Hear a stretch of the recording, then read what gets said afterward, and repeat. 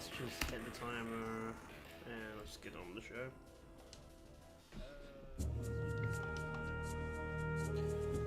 We're not going to be doing much other than digging, so we might as well just chill.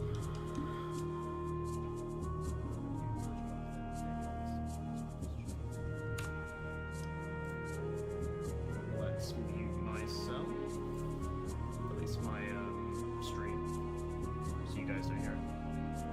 I have it open just in case, but you know.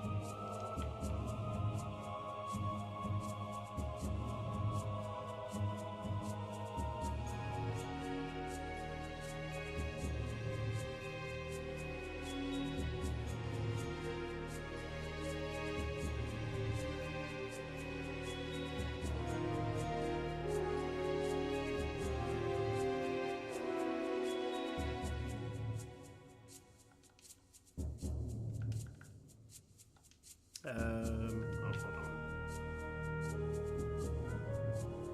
Unless this is a gold nug, I'm reset, to be honest. Yeah, garbage. 3 garbage digs in a row.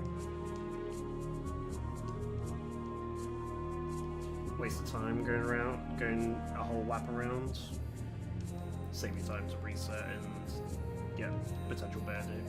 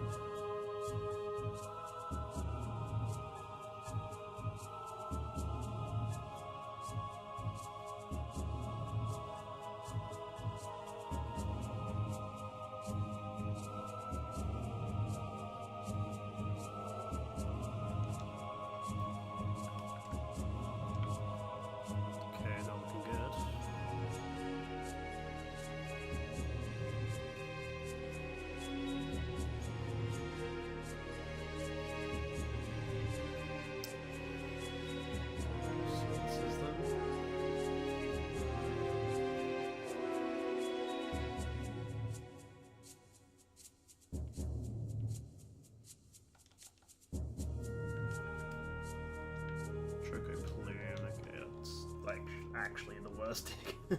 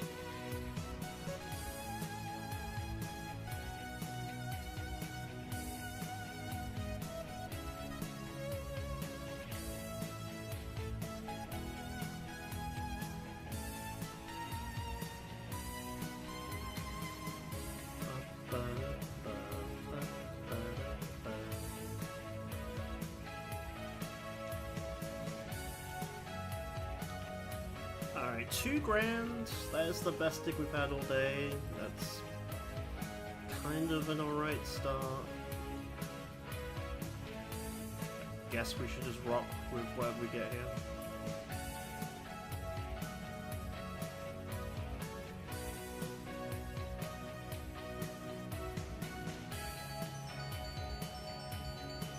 Oh, there you go. Definitely the run.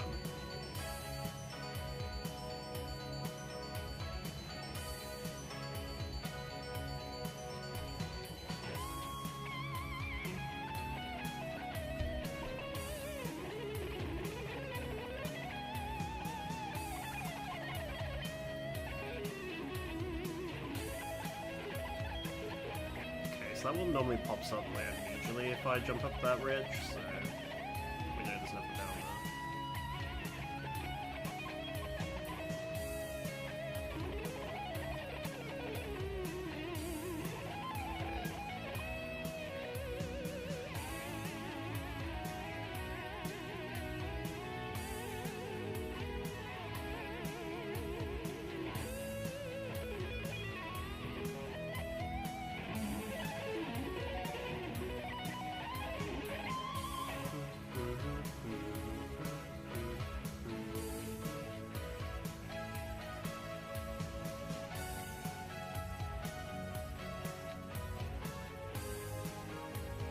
Okay, so I'm sensing there's only be like one dig left.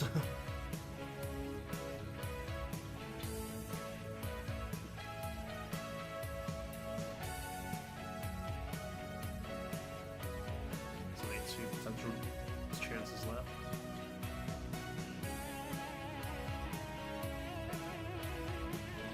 I would have popped off by now. Alright, well, gold nug equals a good haul anyway, so.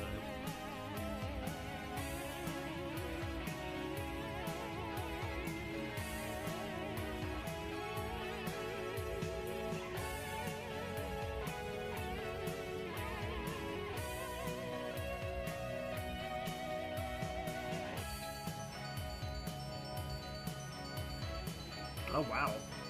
That is literally the first time I've ever had a 2 dig. Interesting. That's the only time I've ever had a 2 dig. Jesus. Okay. Maybe it is possible to get less than 3. 3 is average. Getting less than average is kind of garbage. It's a good thing I did get the nug, otherwise that would have been really shit.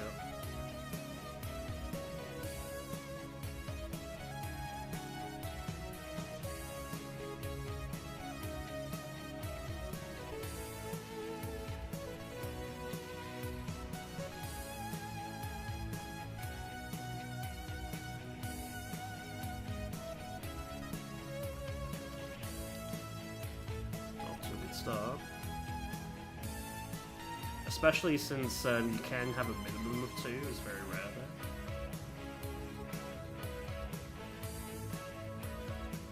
It's almost like I should just reset off the rip, but we'll just see how the second dig goes.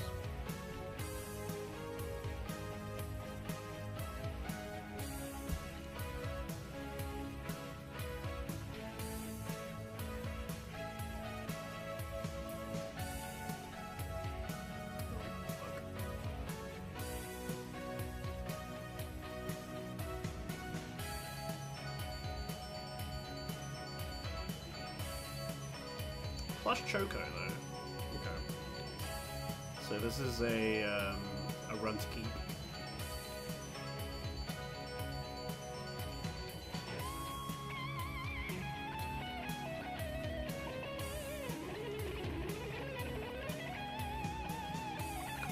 Okay. Definitely a run to keep, I guess.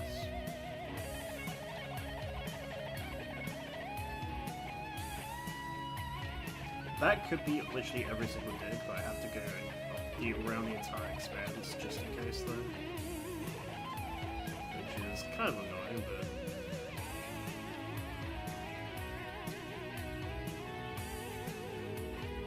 Times like this, super speed would be really nice, but what do you do? Wishing for something that was never in the game? Bruh.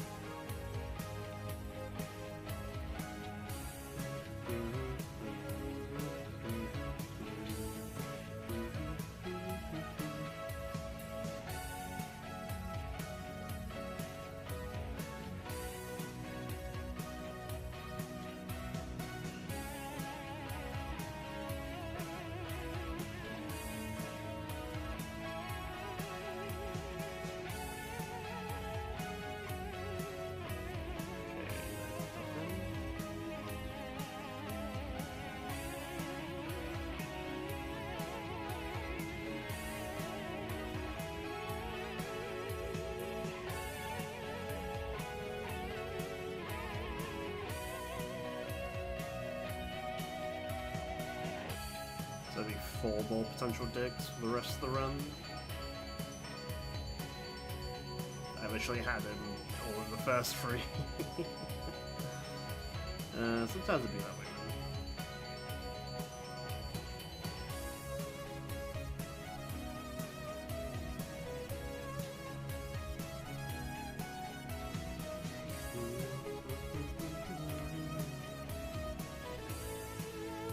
Hey, we do get 1 more for the road, at least.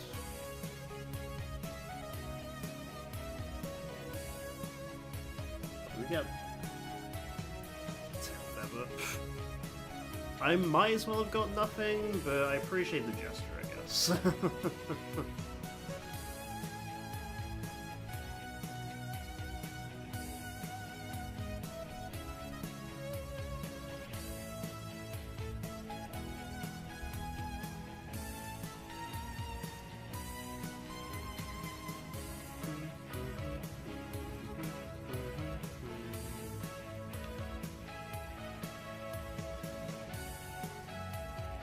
Alright, and that's everything.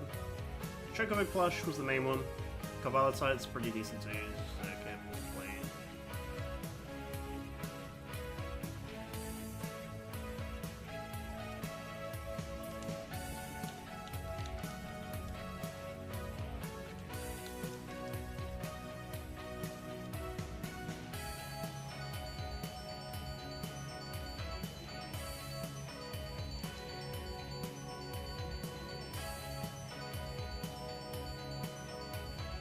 Probably gonna go for about 2 hours today.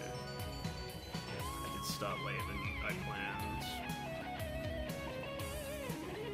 So I'm ignoring if I wanted to stream or not. And at the end of the day, all I'm doing is Choco grinding, so it's not the end of the world. Like, no one might not even come in. Someone might come in. Who knows? I wouldn't blame people for not turning up because it's just this. So.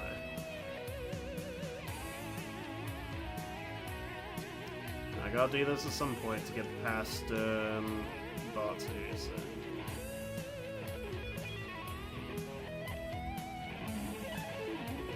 I just beat the run and jump.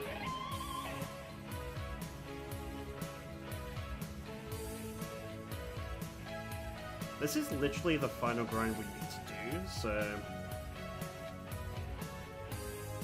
then we can sort of sprint to the finish almost. Obviously with deaths and stuff, because I'm not gonna just flawlessly execute my way to the end game. As cool as that would be if I could do that, but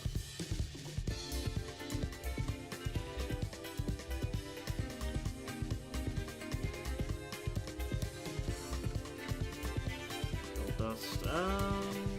Gold dust I will take. It is the 4th rarest item.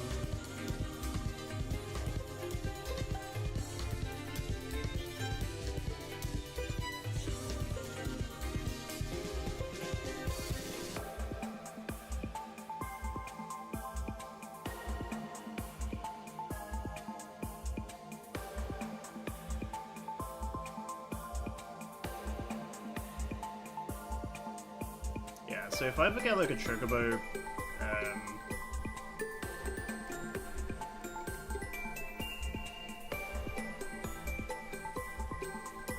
a Chocobo thingy, a blush, whatever the fuck it was, not a plush, the other shit one, the plume. If I ever get a plume or a tail feather, the next item needs to be a gold dust or above for me to continue. Otherwise, I think it's just completely wasted time.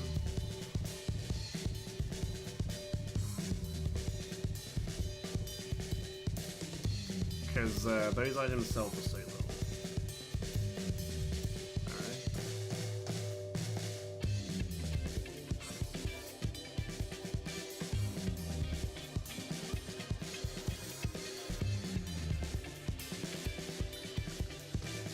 Hey, speaking of plushes, this run is 100% good.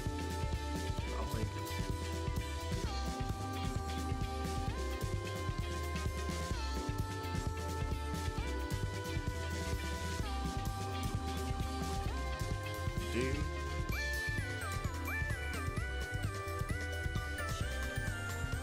We still have 2 more potential digs.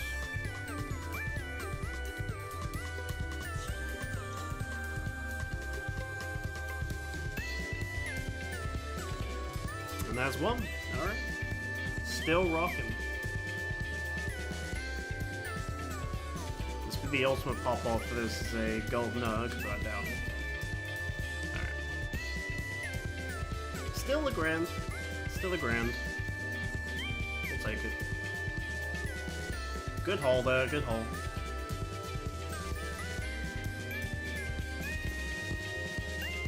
Tail Feather was the only F, really, but...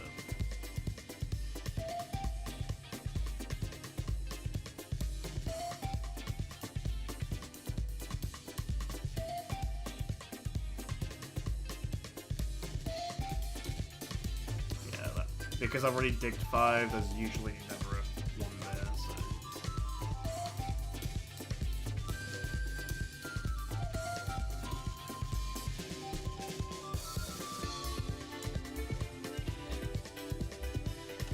Oh, no, do not create a new save, there's no point.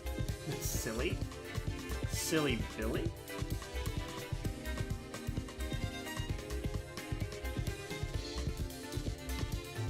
I'll do one more round and I'll refund the drink. No need to,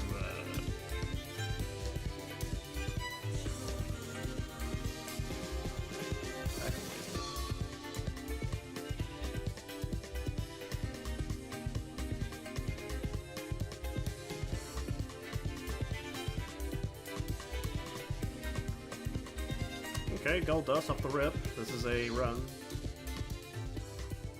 We continue even if it is 2 plumes.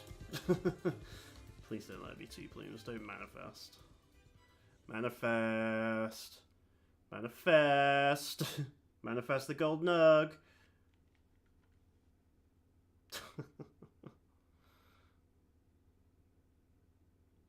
I'm really good at manifesting bullshit, so me saying manifesting the gold nug hopefully will change my luck.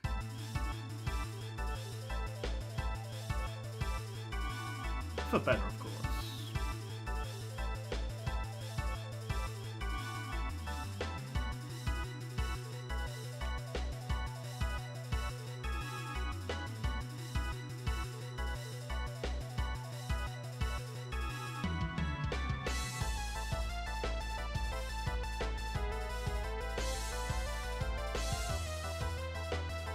Cup battle time. I'll take it.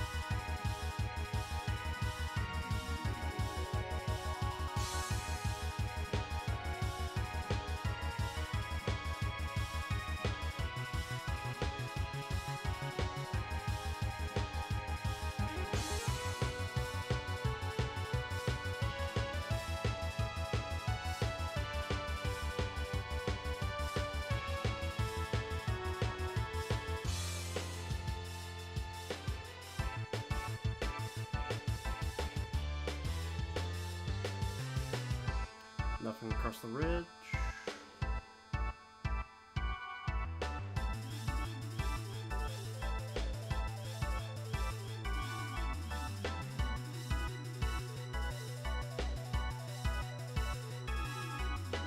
Nothing down yonder.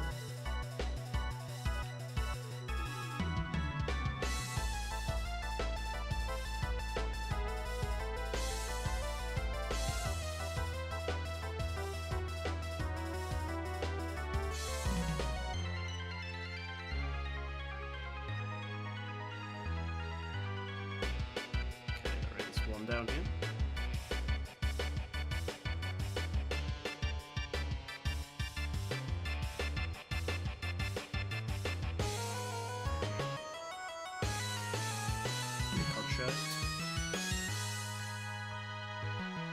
2 grand is 2 grand, man. We'll take it.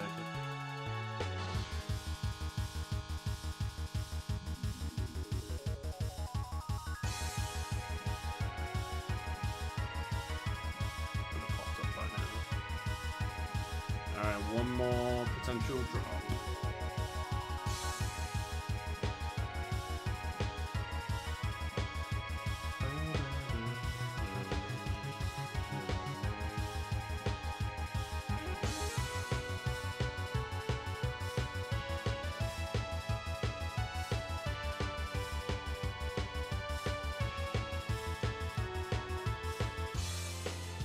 Okay, that's it.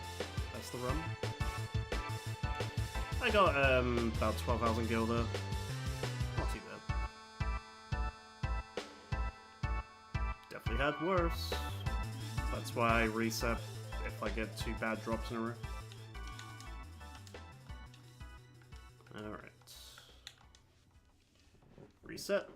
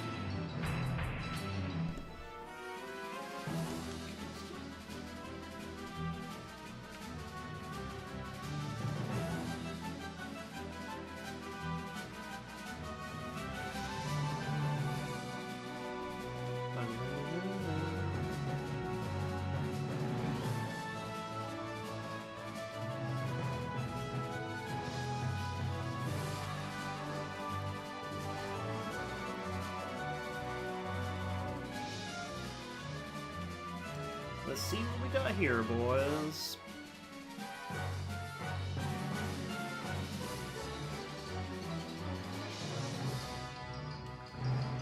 Gold dust, okay.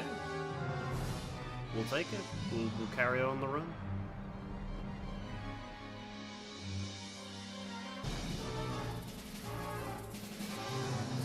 That's up on top of the ridge, unfortunately.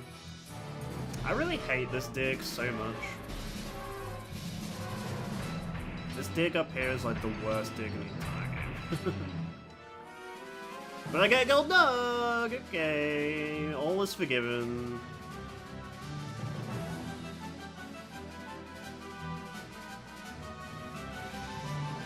But just, it's so janky getting up there since there's only one way up, one way down. It's ridiculous.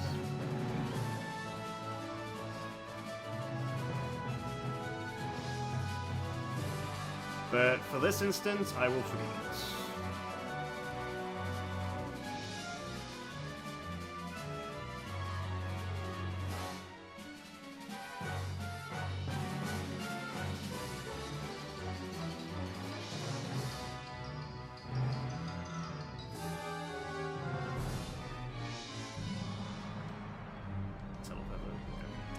I was bound to get some garbage there just due to the good luck I had with that last drop.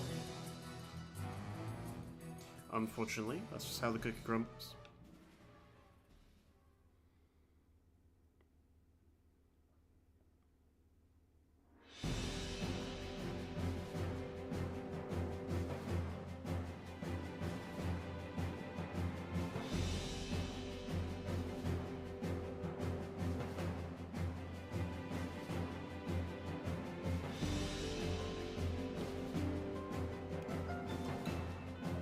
Wow, another gold dust. Can you imagine if that was 2 gold nugs in one run? It's possible, it has happened. Yo, Aaron, welcome in, welcome in. Hope you're doing alright. Just a chill day in the office.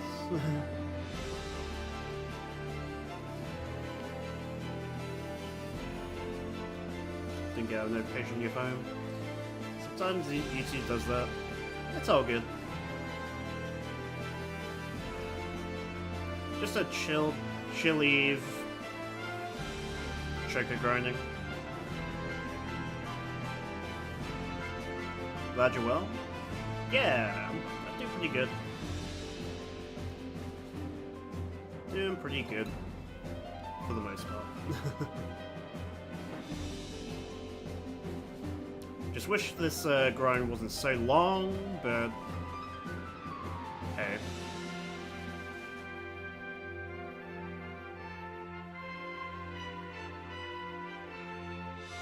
Like watching grinding? Well, here, I've got the stream for you, girl.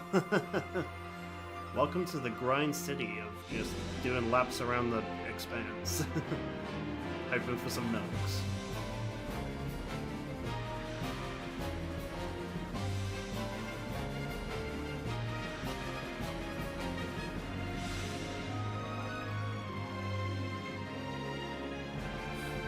And I suppose my Dark Anima streams, they're pretty much a grind. Hoping I get the win, but I never do, so...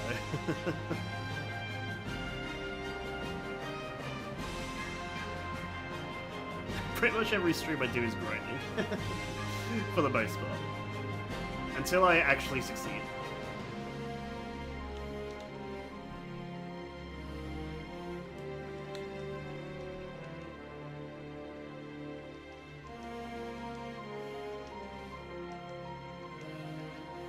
They're fun too, that's good. I do worry sometimes, especially when things aren't going my way, and I'm just bitter and just hate everything. But hey, that's part of the grind, that's part of the Dark Anima experience. That is part of the journey.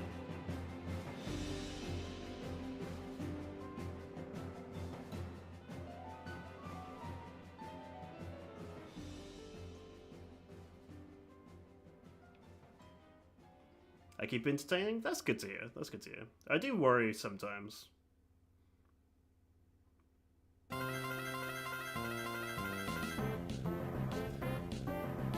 Especially that day I got tipsy. Those are always the fun streams.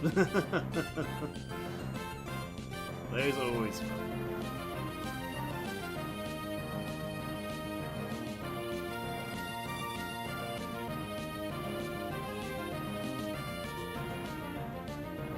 Who doesn't like watching a guy get wrecked by Animo, but having a good time while doing it?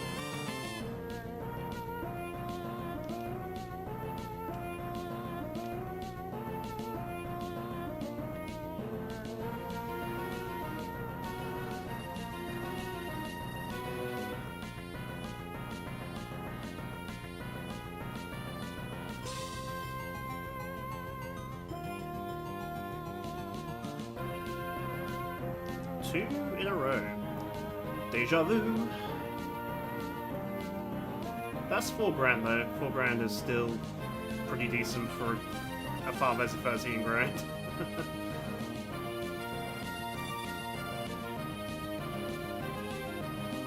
We should have at least one more dig, but apparently you can have a minimum of 2 digs. It's very rare, but apparently you can only have 3. Apparently you can have a 2 dig session, which is kind of cringe.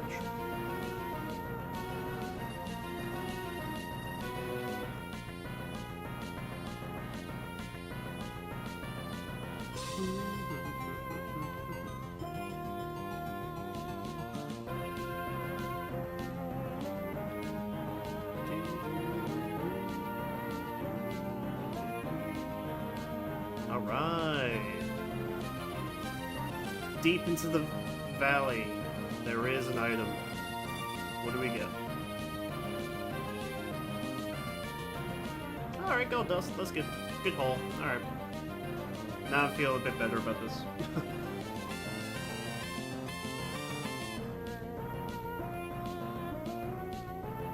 $11,000 this run so far. And there's 4 more potential digs. Potential.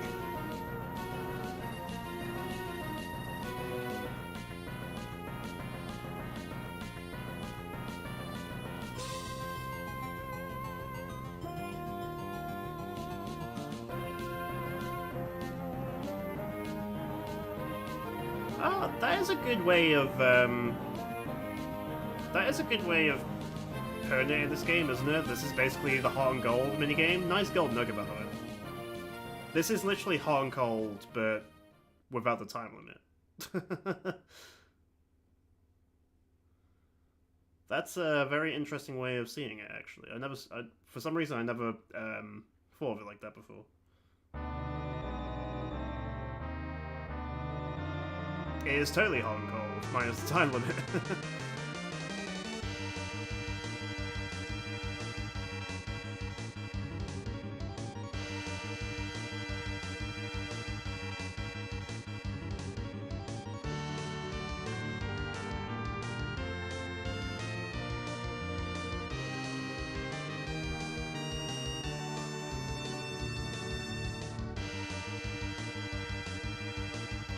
Been a minute since I played 13. That is fair. 13 isn't like the most... What's the correct wording? Most popular Final Fantasy game to play. Normally people just play it once or don't play it at all, so... I would say this is probably like my 5th playthrough of this game. I find 13 quite enjoyable. With all the paradigm shifts and it's thinking tactically and executing with a stagger and stuff like that.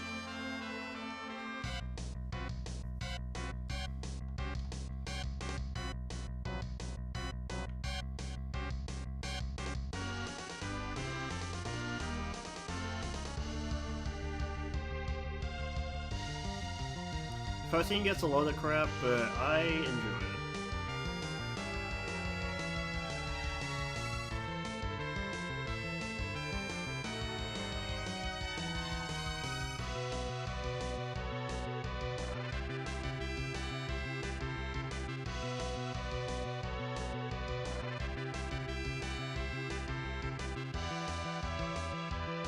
Wish if I could keep going if the leader died. It's not a bad game. I agree. That is one of the main things people hate on, the whole party leader dies and you automatically lose the fight.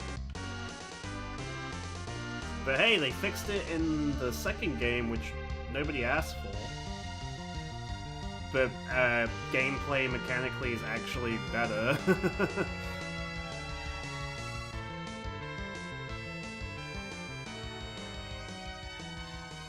And it's funny that 13.2 also, there's more of like a exploration and side quests that wasn't in the first game. Other than doing the missions, of course.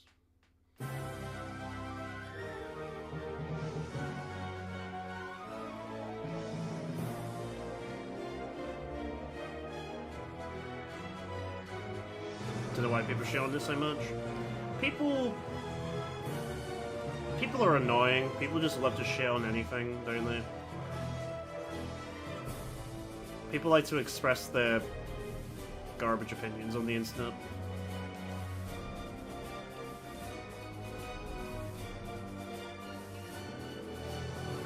Hey, I'm also guilty of that, but I also know when I am wrong. I can admit it. And plus, because it's kind of cringe, I don't really voice my opinion too much about things.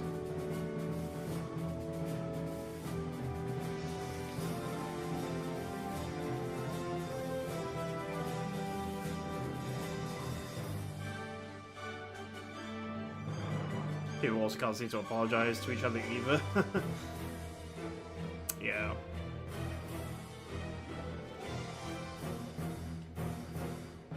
People, unfortunately, a lot of people, especially on the internet, who like in deep in debates, written debates, hidden behind the screen, they're always right, and even if you have any evidence to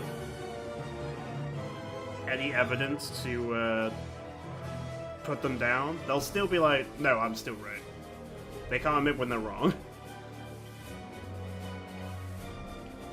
But unfortunately, That's sort of the reason why I don't really go into like debates and shit like that. There is like no winning, even though you have the winning argument, but people don't want to.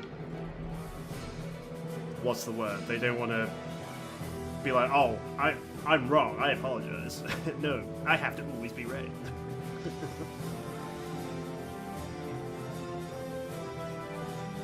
Hey RPG, welcome in.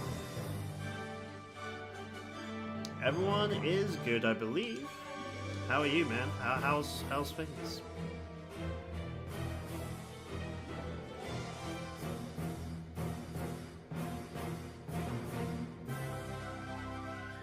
How was the big city last week?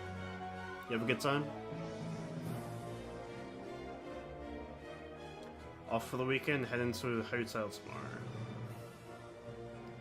Nice, nice.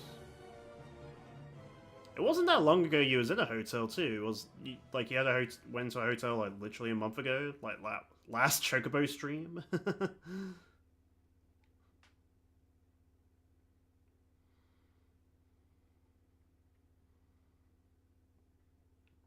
This guy just loves his hotels and chilling out, man.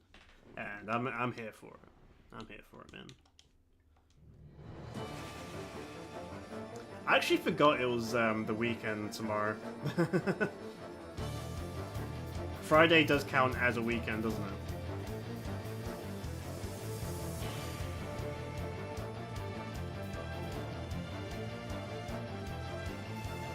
I usually don't really count Friday as a weekend, but apparently it is like part of the weekend.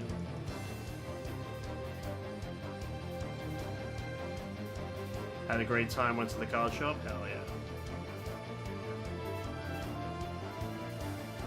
Get any good good rare cards? Or was it just window shopping?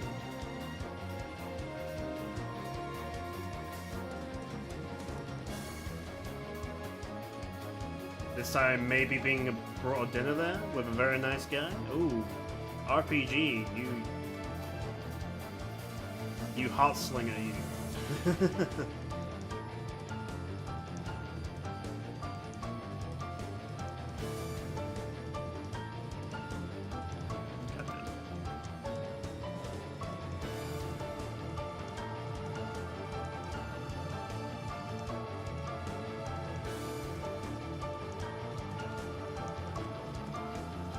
Yes, I do.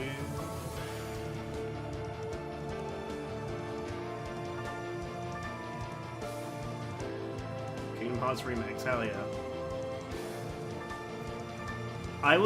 Speaking of Kingdom Hearts, as always, I was very disappointed with the state of play that happened. No Kingdom Hearts found.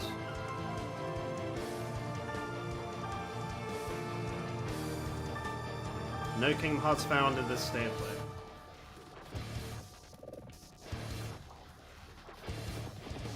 There's gotta be something at the Game Awards for either KH related or Final Fantasy VII Part 3 related, or both.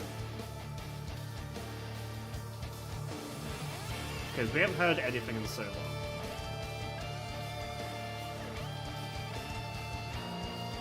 And you know what? I do have an itch to play KH again. I kind of want to play KH2 again.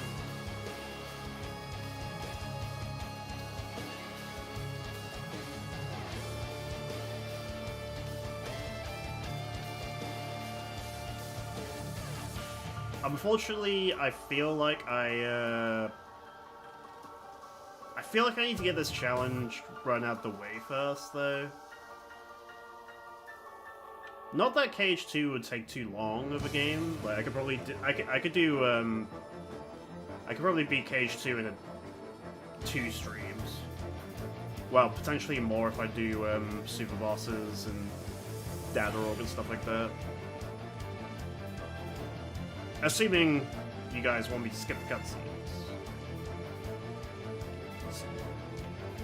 Man, this digger has been really terrible. Yes. Yes, more Kingdom Hearts. Do it.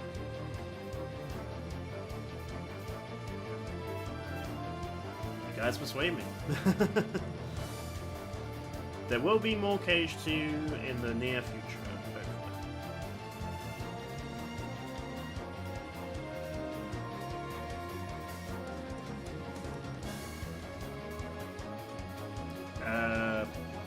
FFX13 didn't have Moogles, did it?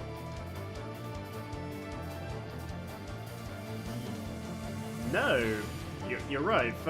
The only Moogle in 13 is an item Moogle Puppet, which is an item you should sell, which we just got, because that reminded me. And there's like a Moogle dress sphere in 13.3, but I think it's DLC anyway, so it's not technically in the game. So yeah, no Moogles in 13.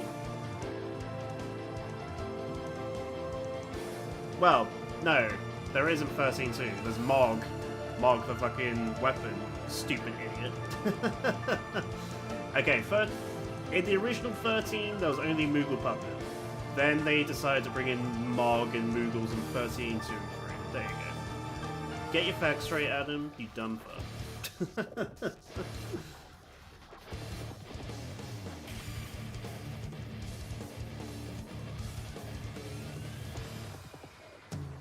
I was just told to arrive at X Hotel.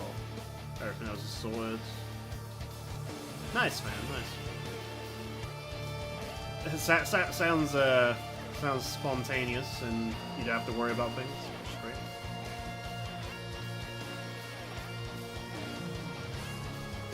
I just love Cage 1 and 2. I love Cage 1 and 2 specifically. Yes, me too. I've always said Cage 2 is more fun, like gameplay-wise, but the more I did that speedrun I did on Proud Mode with unchanging armor, I feel like Cage 1 really still holds the test of time. And Cage 1 has its own, like, all-engaged story, like, everything sort of matters in every world, and it was great. It has better exploration, and then ever since Cage 2 Plus, it's sort of just you're just going through the world. You're not really exploring. It's just this big ass room with some chests in it, and then you screen change, or you just go down this hallway. Like, I feel like the beauty of Kingdom Hearts really was in the first one. But Cage 2 is definitely better gameplay, better mechanics, like gameplay-wise, and I love Cage 2 to death. It is literally my second favorite game of all time.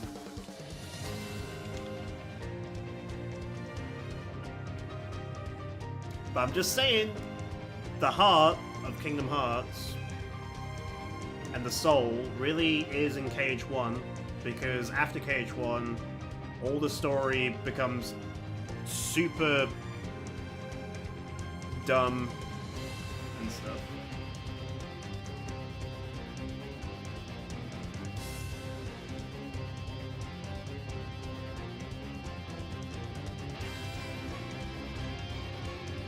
I find it very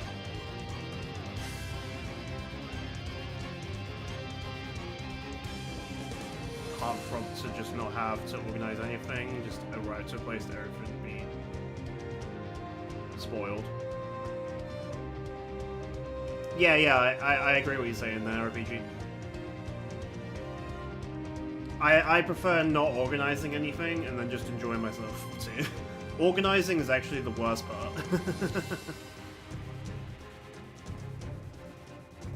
Cage 3 had potential?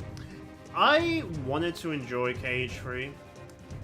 As a whole, Cage 3 I did enjoy, but I really didn't care about anything that was going on until Final World, Keyblade Graveyard. Like, everything before Keyblade Graveyard was basically filler, and I just want to get to the meat and potatoes of the game. And the end game was like the only good part of the game, to be honest. The rest of it was filler, unfortunately.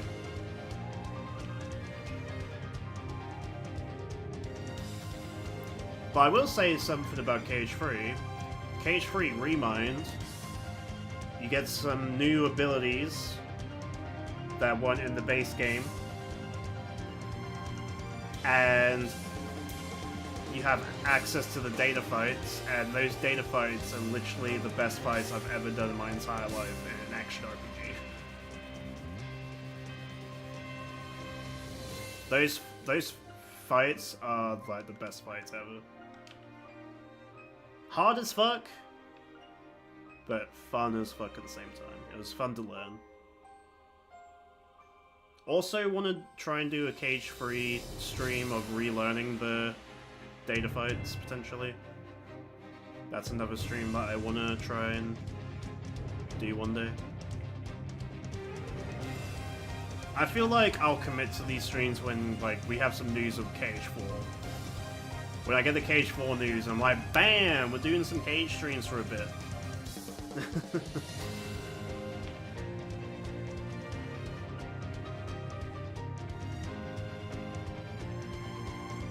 XIII is the most put together out of love. XIII wants to build the hype. That's a good way of seeing it. Yeah, I agree. Actually, XIII sort of split off to its own story, which I appreciate. The Organization 13 was definitely a fun. Don't get me wrong. Organization 13, Data.org, one of the best like series and set of fights in gaming, IMO. Maybe I'm just rose-tinted glasses and nostalgia, but as soon as I found out there was data fights in XIII that we never had in English, I was like watching them constantly on YouTube for like a good year or two. And then we finally got the HD remix, and I'm like, hell yeah, I'm fucking doing this. I'm gonna beat these guys myself. And it was fantastic. What is your all-time favorite game? Final Fantasy X, has to be. I wouldn't put myself through this pain and torture of finding Dark Anima if I didn't love 10. 10 changed my life. There's not a day that I don't think about Final Fantasy X. Either because of Dark Anima and I need to grind, or just in general, I just have to, I just think about nice gold nug.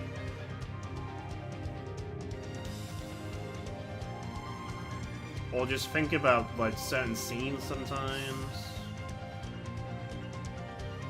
Or him being such a badass. Just, yeah, there's just not a day that I don't think about Final Fantasy X for sure.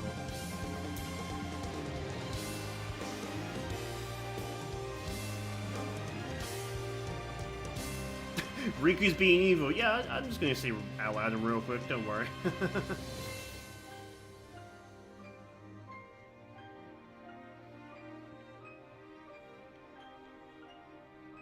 I've only seen that one screenshot of Teenage Sora. Alright, yeah, the first trailer. Yeah. And that is all we have seen since.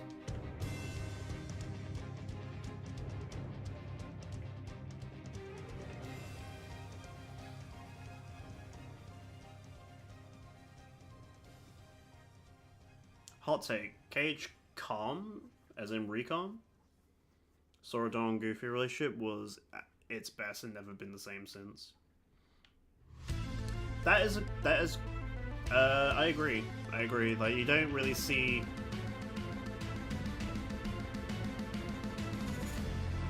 We don't really see us, those three, like, engage and like, entice each other and fight each other like they did in the first game. They're all just buddy-buddy all the time.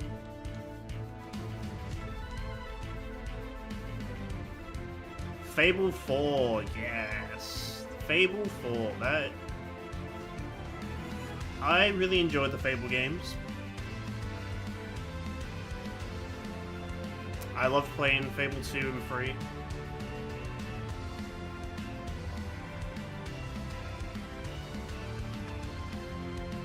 My only issue about games nowadays, like especially from Square, like Square specifically, because they're like the only company I buy games from. I'm tired of being let down by video games. You know? Like there's massive hype for this game, like okay, cool, it's gonna be so good, and then it doesn't fill your expectations at all.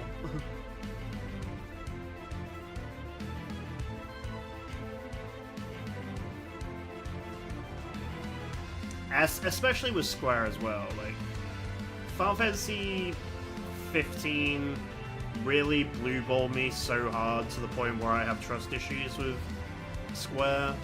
I wasn't even going to buy 16.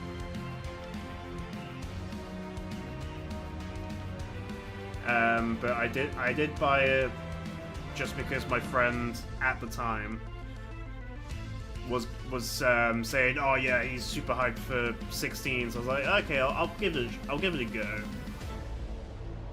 And all I'll say is,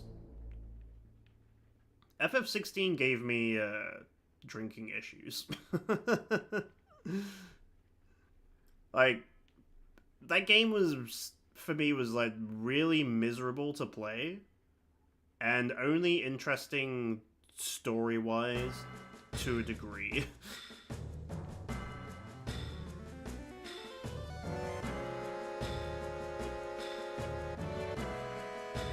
Yeah, you pay $70 or 70 quid for a game and it's utter garbage. It's like, what?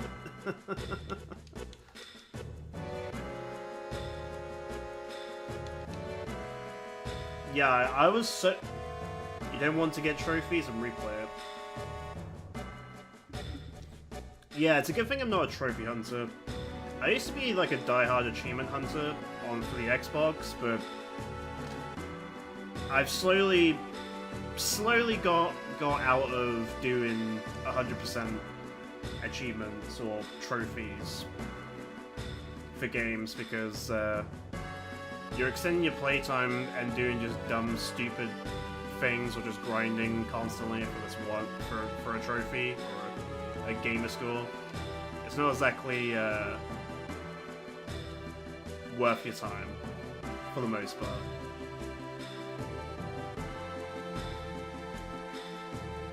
But it is cool to see that 100% progress bar once you 100% the game, is all I'll say. The feeling of seeing 100% is pretty good.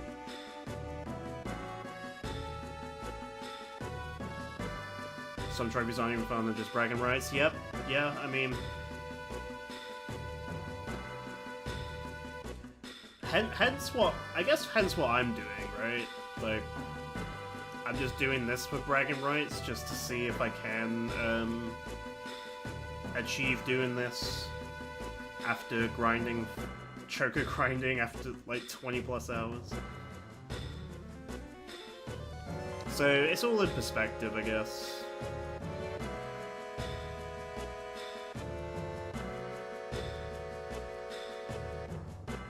I feel like yours is more of a personal goal. That's fair too. Like, you're not told like beat this boss or do this stupid thing and you get a trophy. Like I wanted to see how this run would perform. Like I heard it was doable, and I was like, okay, I'm intrigued on how this run would even go. So that's why we're here. 91 hours deep, apparently.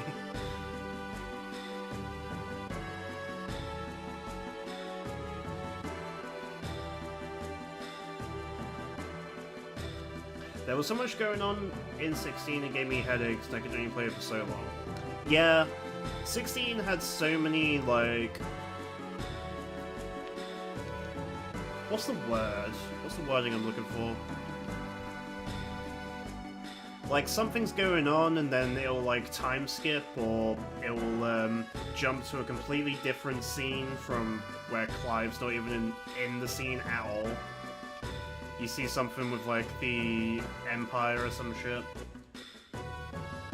Like, where it doesn't even really matter that the Empire's even there in the end.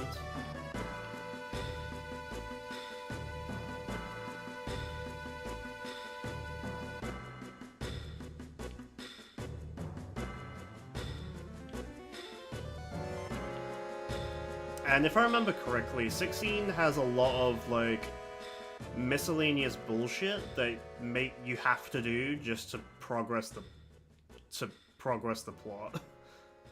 Like, you reach a certain area, but then you have to be like, oh, you have to prove yourself to get past these guards or some shit. And it's just so obnoxious. I beat XIII and never picked up again. Personally, I've never finished XIII. I mean, a lot of people don't finish XIII. Not a lot of people finish 15 either. Not everyone's finished Remake/Rebirth just because how convoluted the plot is, or there's so many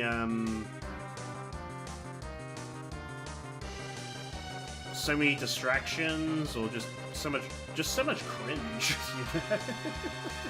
That's the main thing. That's the main thing about Square to me that's really pissed me off. And I noticed it since playing the Kingdom Hearts, like after Cage 2. Like any game after like Cage 2 just has really, really cringe dialogue, and I just can't stand it.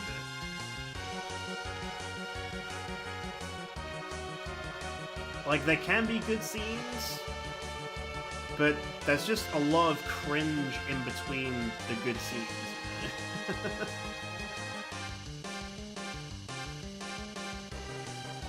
So a streamer saying Rebirth is Disney-fied version of FF7. That is 100% correct. I think I know who you're talking about too. Because I've seen his stuff too. Sebi Whips, his stuff. He speaks the truth about 7 Remake series. He really does. He's opened up my eyes to the bullshit of Square Enix games. I really enjoy his commentary personally. He gets a lot of hate for speaking the truth, but unfortunately that's how we are nowadays.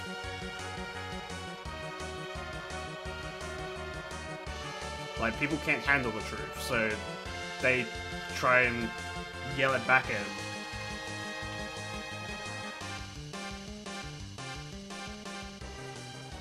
And he is really, really funny to me, to be fair.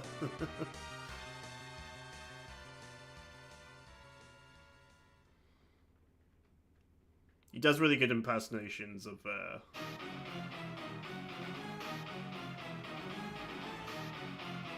he does really good impersonations of like memes from, well, Clive's voice and Barrett's voice is really, really funny.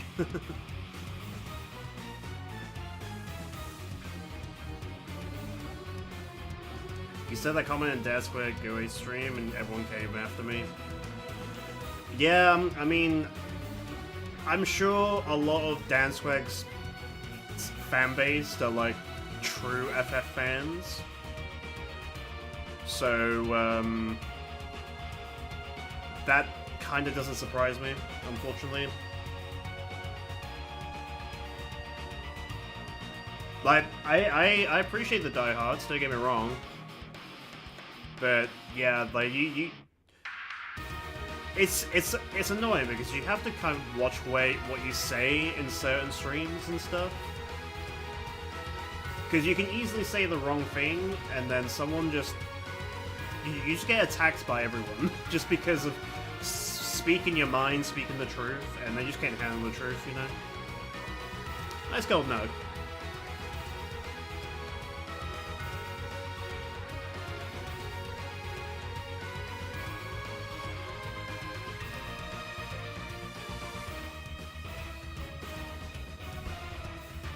It's a shame it is that way. But yeah, we're on the internet in 2025, so you just have to expect the worst nowadays, no matter what you do or what you say. No one's ever happy with what you do or say. There's gonna be people who do agree with you, and then there's gonna be those who raise the pitchforks and comes after you, I guess.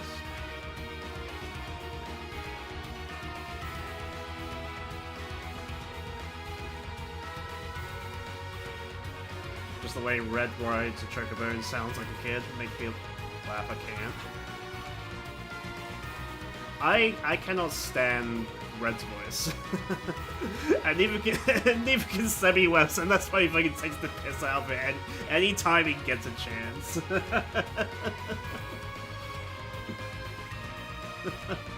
Haha! This is my real voice! Haha! I'm like Mickey Mouse! This is my voice all along! Haha! Ooh woo!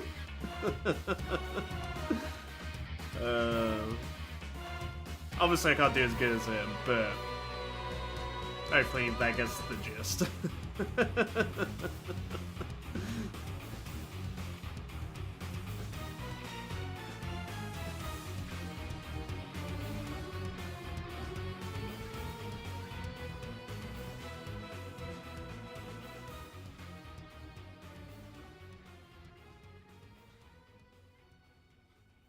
Thank God I work from home.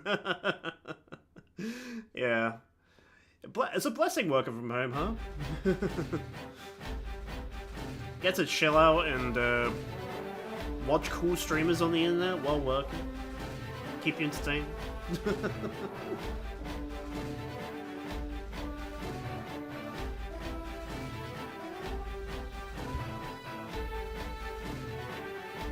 Days like today is. I'm sure it can be very, very intense with like all the meetings constantly.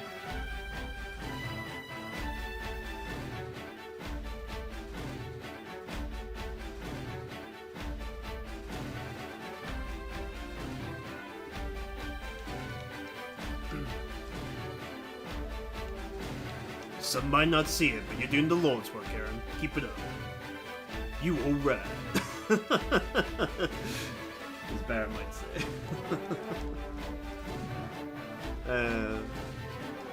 Do you feel like I'm getting some Savvy Webs vibes just from watching his stuff? But he speaks the truth, damn it. I respect him.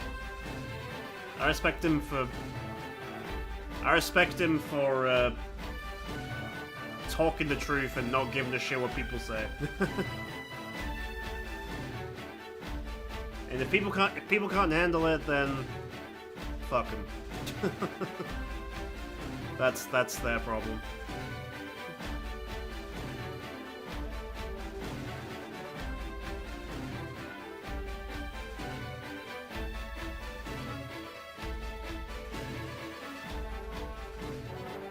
Enough people agree with him, we're two of them. Hell yeah, sister. Give him hell.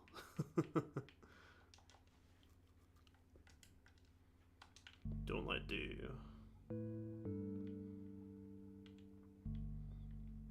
Who are we talking about? Sebi Webs. He's very,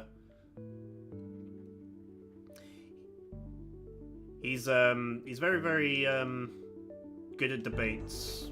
I can listen to him all day, to be honest.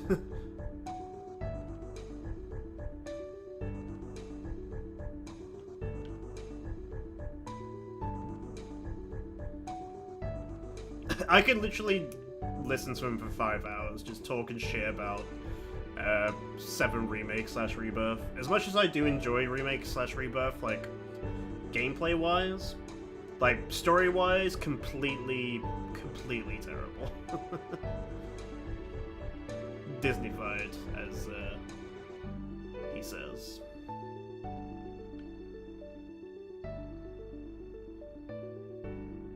Had to step away. Long hair, dude? He doesn't have long hair.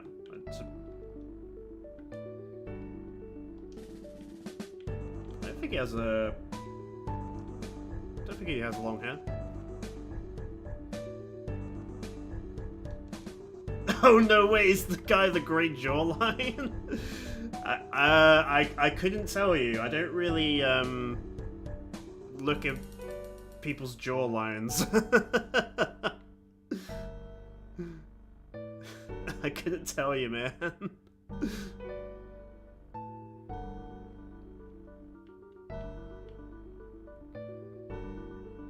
I don't really look at people and be like, yo, you have a really fantastic jawline, man. You have a really sexy jawline about you.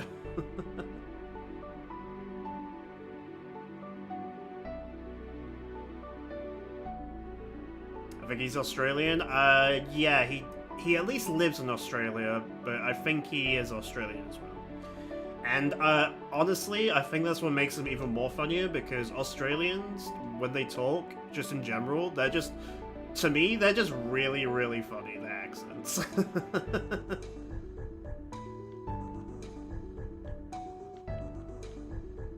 If an Australian like talks and it like an Australian streamer like talks, I'm like already invested just from your accent.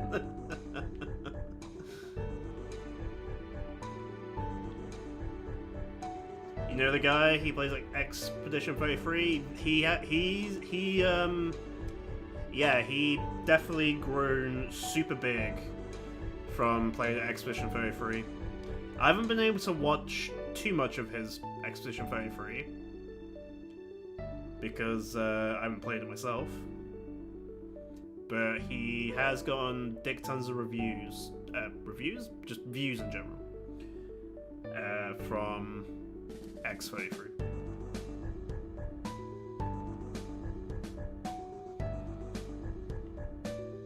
I'm pretty sure his channel blew up from playing Expedition 33, and then in his Expedition 33 playthrough, that's when he started doing debates about remake/rebirth, and that's when he blew up, I think. Because that's how I found him too, to be honest. I just found... I somehow was like watching some shorts, and his shorts came up about rebirth whilst playing Expedition 33.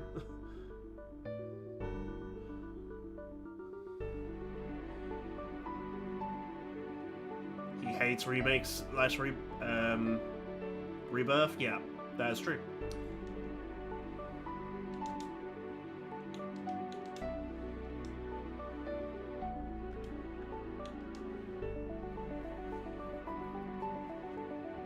He compares E33 to Rebirth and Remake a lot. I mean, for good reason. Like, when you want, I see his point. The remake of FF7 definitely doesn't have like the same picture as the original, you know.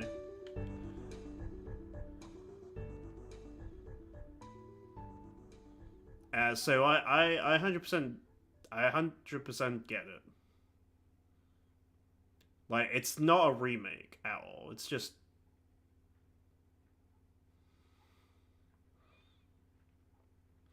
They're...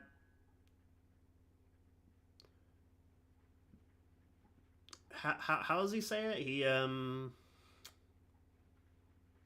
It's just a different series. It's like a different... It's just a different plot, basically. It's just it's like a different multiverse of the OG FF7, if things were different, I guess.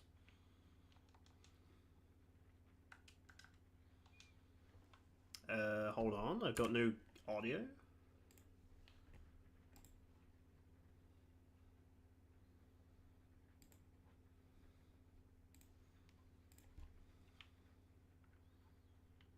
YouTube's just being YouTube. Hold on, sorry. YouTube can't handle the FF7 Rebirth talk. Alright. We're in the Worldscape now. Was there stuff up here? No, I just went up here for no reason.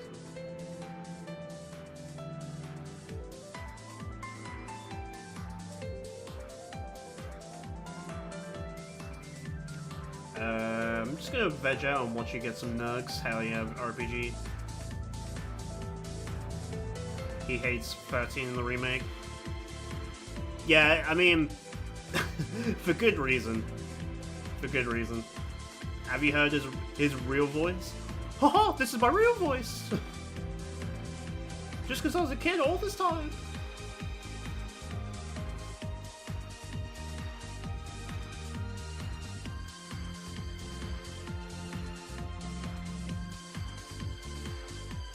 I actually got a remake for my husband because he loves FF7 OG. He played about one and a half of it, and so it felt like it was fine enough to try. I love triangle fighting. That's fair.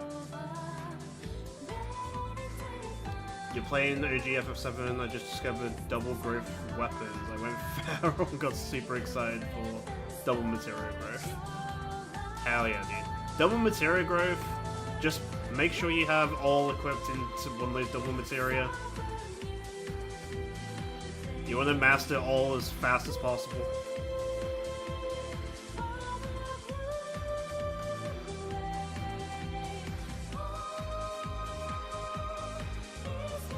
I'm still playing 7 for the first time. That's all good, man. I'm not gonna be going into any spoilers of 7 anyway.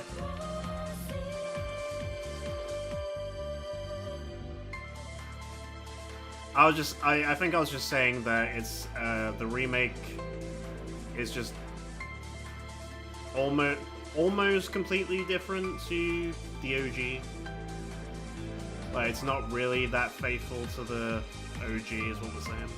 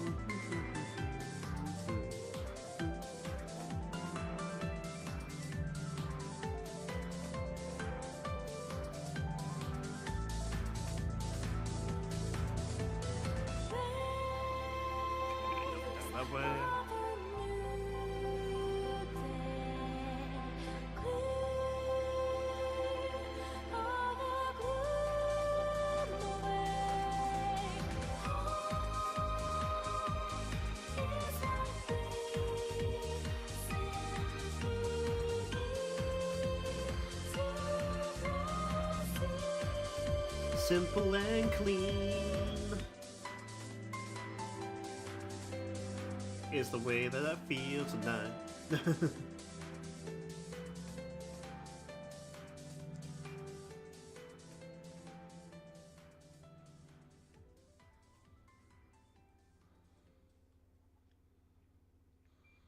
Oh, you're in for a treat. It's a great game. Hell yeah. FF7 is definitely a fantastic game and stands the test of time, despite its polygon models.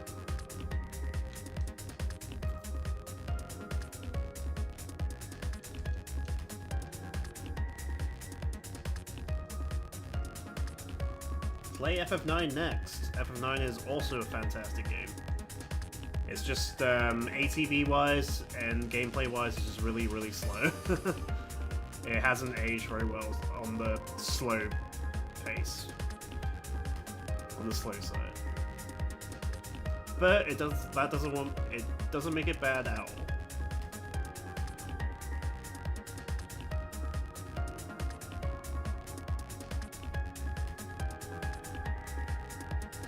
Yeah, the story is very, very cool and very light-hearted at first.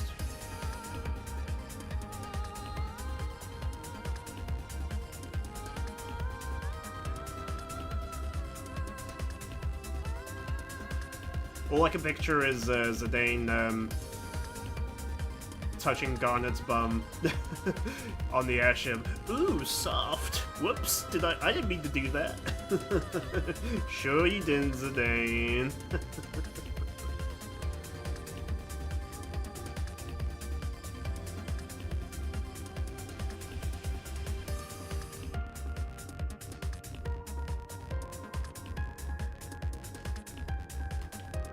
It's kind of a shame that I wasn't, let me try and re-say that again, because I was tripping all over my words.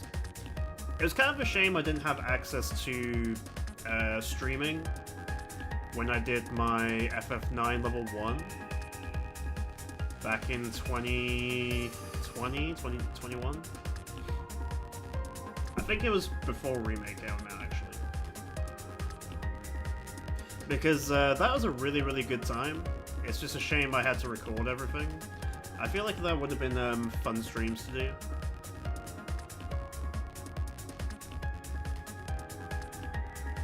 Maybe... It wasn't that bad of a run, so maybe I'll do it again for live stream purposes. But I don't want to put too many eggs in the basket right now. I've got...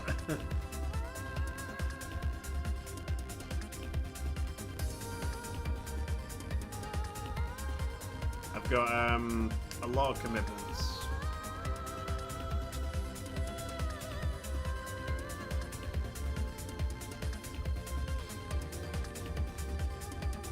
Did I change weapons? Not sure what you mean.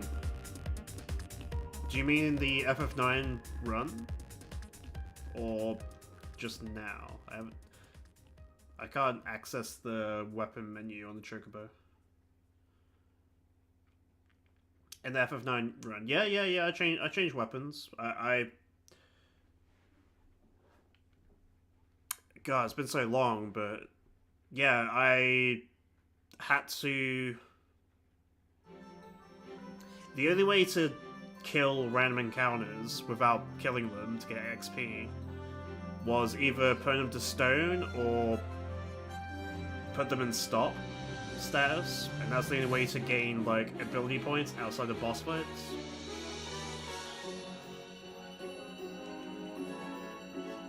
So I had to, like, calculate...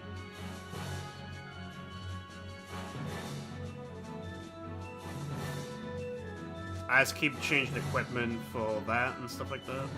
It was a really fun run.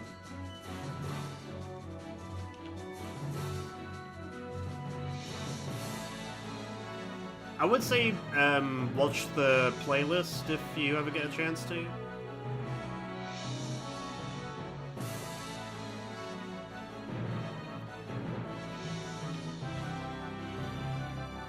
It is a complete finished playlist that I did in 2020/21. Before Remake came out, I assume. I can't remember though. It's been so long. A lot's happened since FF9, to be honest. That was my last FF9 playthrough, too.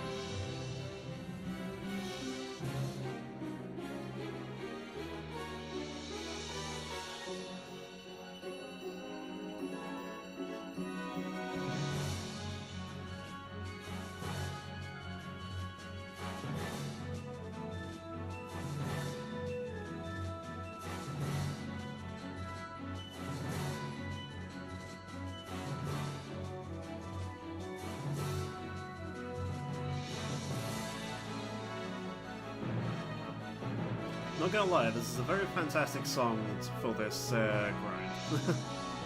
I feel like I'm on the Esther Sam right now. Just grinding.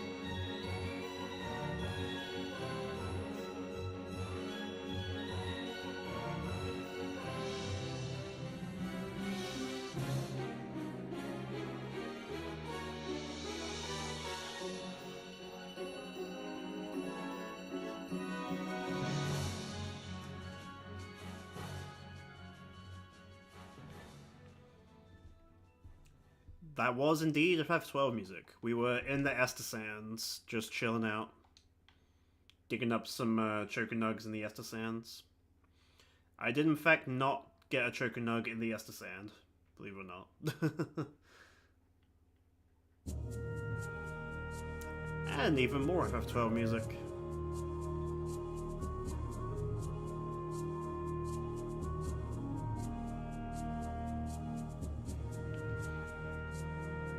I find FF12 to be a very underrated Final Fantasy that no one really talks about.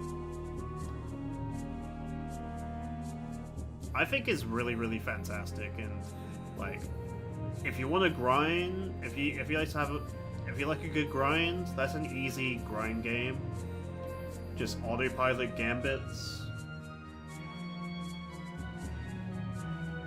Just run about and let the party members do his thing. There's something just satisfying running around the world, killing monsters, and even like picking up random treasures, trying to farm like the second best ultimate armor, like early game. My favorite thing to do in Final Fantasy XII, as soon as you get the Dawn Shard, is to like over grind, not level wise, just equipment wise, and then you can just plow through the game. As soon as I found out you could do that, I haven't played 12, I guess how you're supposed to, quote unquote, ever since. I've never done 12 casually since, because I find doing FF12 casually, just buying the new equipment that's in store, is just garbage. It's just brutal.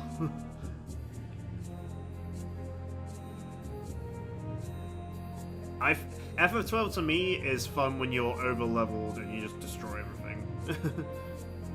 Minus the bosses. The bosses are really, really fun. Played the old school FF12 game and had maxed out the board before the game was half over. To be fair,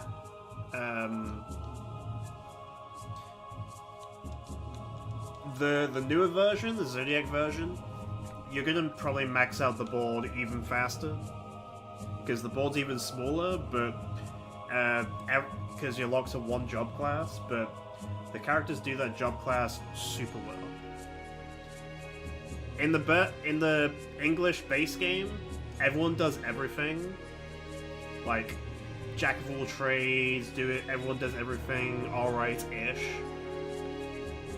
But in FF12 Zodiac, you're locked to one job, but that character does that job really, really well.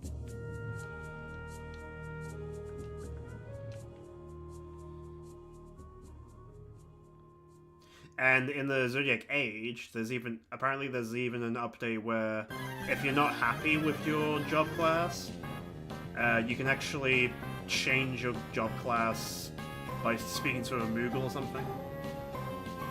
I haven't played 12 in so long, so I don't know. I've never done that personally.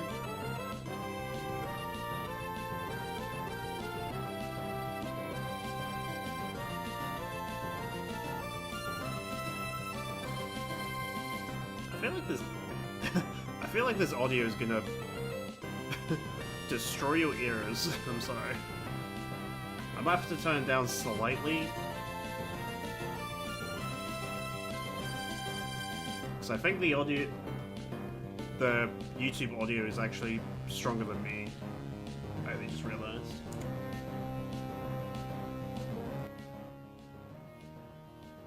Just put it there, I guess. Not significantly, but significantly enough so it isn't overpowering me, I guess.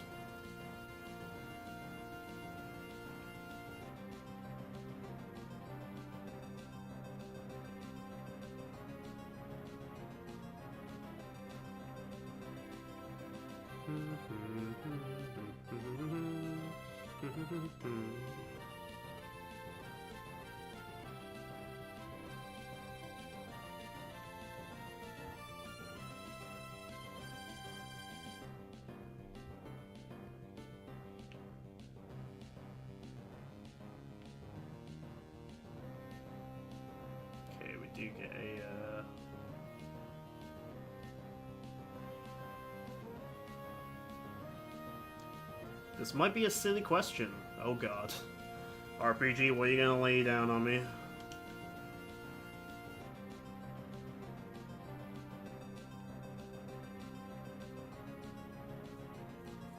Can I make the Steam version of FF7 OG read my Xbox controller? You should be able to, because I am, right now, using an Xbox controller for this PC. So, as long as you plug it in with a USB, it should control the exact same way. And I think you'd have even more trouble if you were trying to,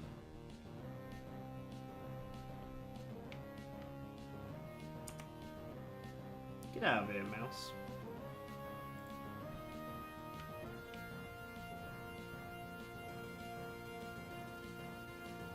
I think you'd have even more trouble if you tried to hook a PlayStation controller to the, to your PC. But it should be able to work.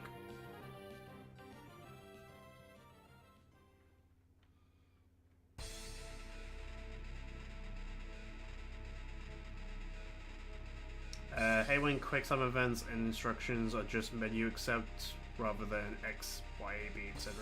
Yeah, same. I physically can't play a video game on PC without a controller. To me, simply impossible. I don't understand people who actually can play PC. I am a console nerd for life who just adapted to PC just because I can have controller inputs.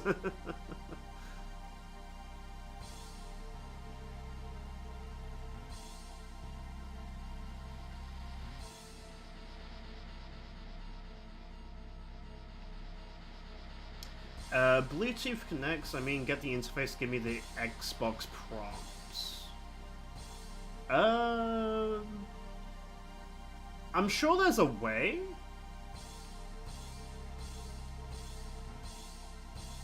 Maybe in your, maybe in the settings somewhere? I haven't played FF7 on Steam, is the issue. I've only played it on Xbox or PS4 console, like the Steam releases.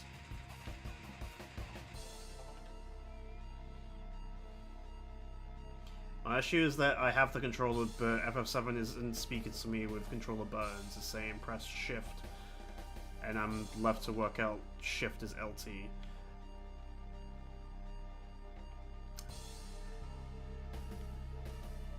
I understand your issue.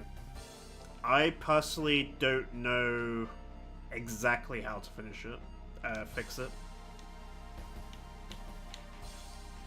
I'm sure there's a way. I'm sure there is a way.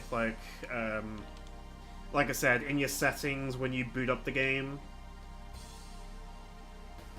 Like for me, when I open up Final Fantasy XIII, there's before I even start the game, there's like a pre-loading thing where there's a bunch of settings to my liking.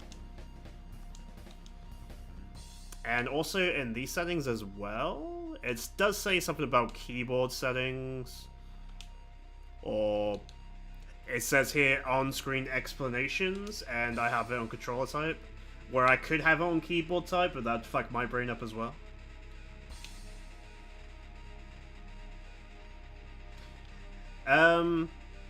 Best way to know, just Google it. Google knows all.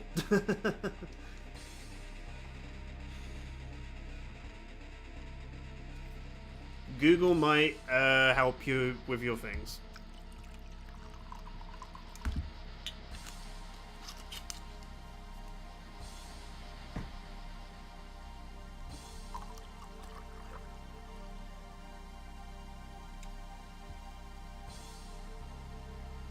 Sir Google has all the knowledge.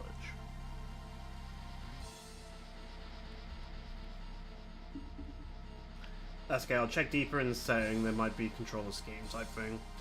Yeah, it'll literally just be under like controller scheme or on-screen explanation. Some bullshit like that.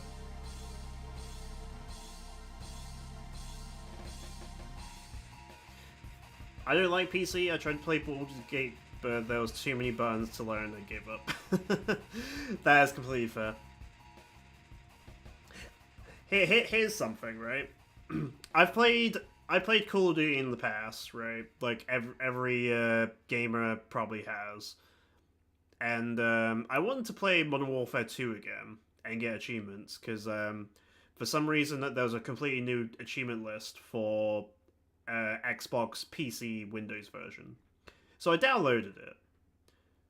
But for whatever reason, because it was on PC and the game came out in 2009, the game doesn't support any controller. So if I have to play the game, I have to learn how to do keyboard and mouse. So I said, fuck that, and I never played the game on PC. I would rather die than try and learn PC. There's too many buttons, there's too much shit to learn. Nice gold nug. Like, on controller, I can play veteran, I can kill people, I can survive on veteran and get all the achievements very, very easily, no problem. As soon as you tell me, oh, I have to do it on keyboard and mouse, I'm out. I'm done. True gamer, not me. I can't do keyboard and mouse at all. Shout out to the real gamers who can. I cannot fathom how to keyboard. I cannot fathom how to keyboard, man.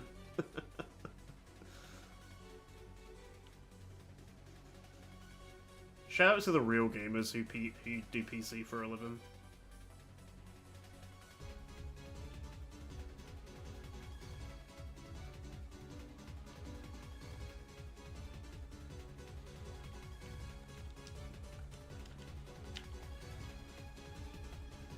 The most I can do in my hands is play Guitar Hero on Expert. That's only 5 buttons and a strum. I can do that, but playing PC keyboard and mouse, impossible. Simply impossible for me.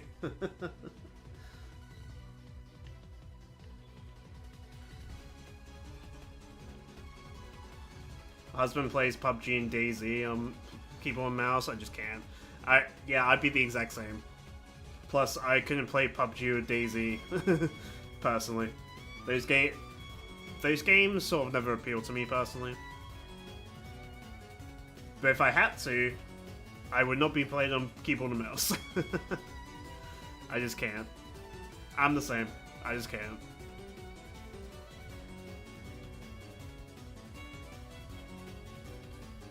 Call me what you want. Call me not a real gamer, but I just can't keyboard and mouse, man.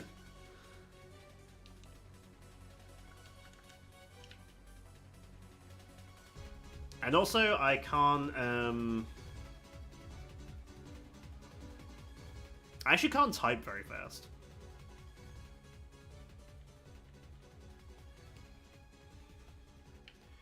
Shout out to, like, the real keyboard warriors who, can type really, really fast. I just make too many spelling mistakes while typing, so it's easier for me to type slow, and then it'll be faster for me to type slow than to try and type fast, if that makes sense.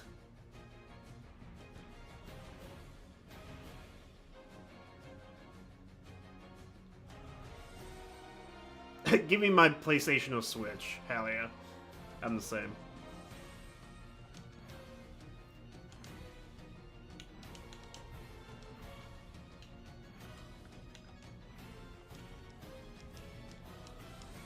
You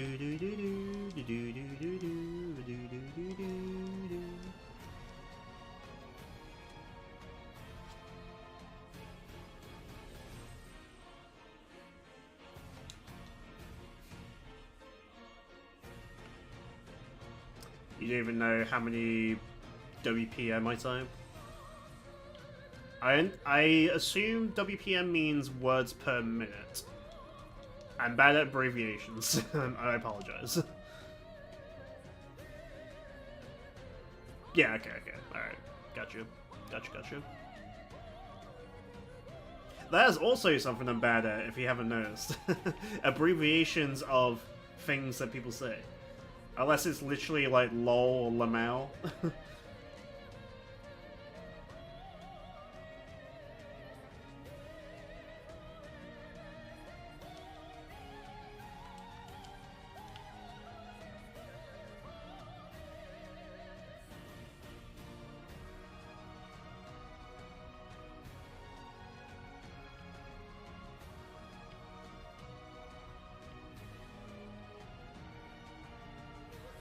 I'm bad at new generation slang.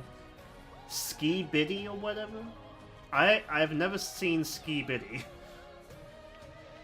I've never seen that before. Only due to new South Park episodes, I'm new to XIII, whatever the fuck that is. I assume something to do with boobs, but I don't know.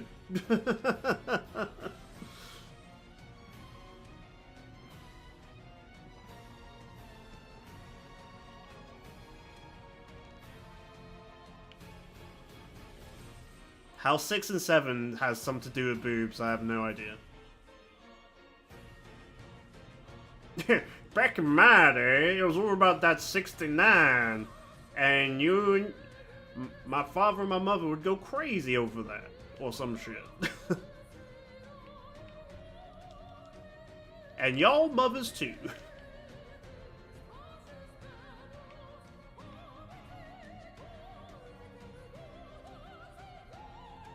But yeah, like, whatever 6-7 means, I have no clue.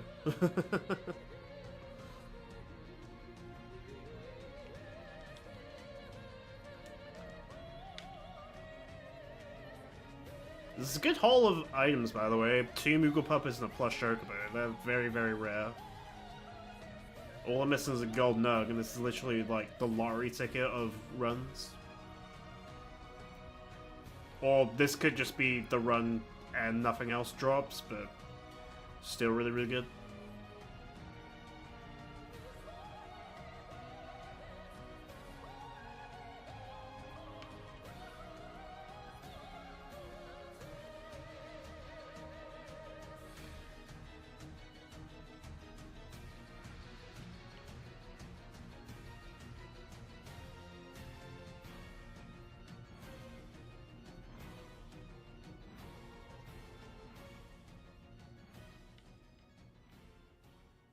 So Google knew.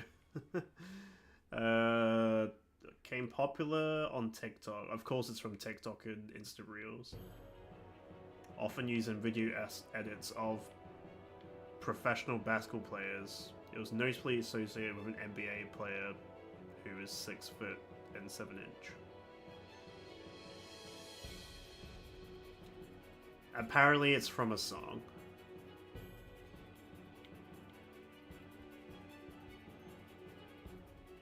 Okay. There must be more to it, but kids just, The thing is, right, because we live in this generation of, we have access to the internet, like, at any point, 24/7 almost. Kids are very highly influenced from what they see. And they think anything is fucking funny. So that is part of the problem.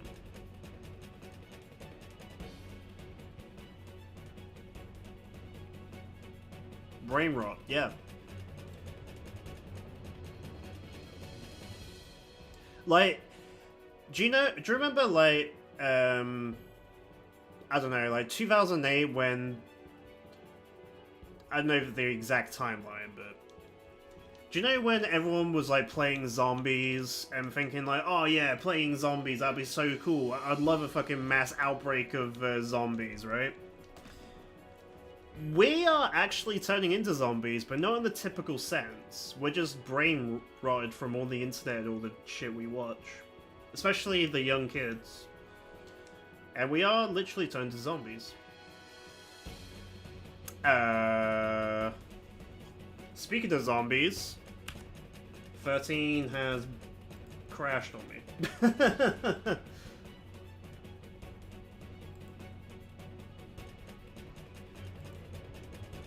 That's unfortunate.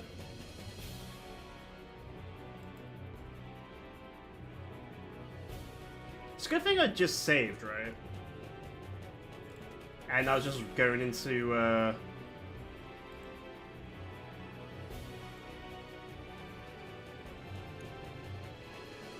Alright, hold on.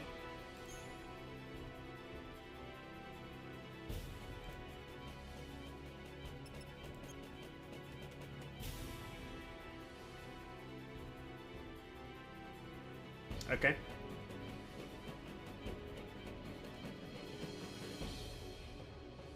I mean, I was only gonna go for like 45 more minutes anyway. But if we have to call it early just because of PC wanting to be like, I'm gonna break down, that's okay.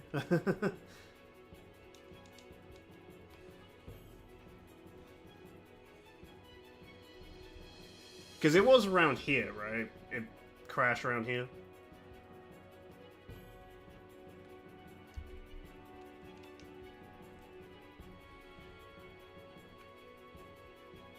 Okay, so it seems like we're good again.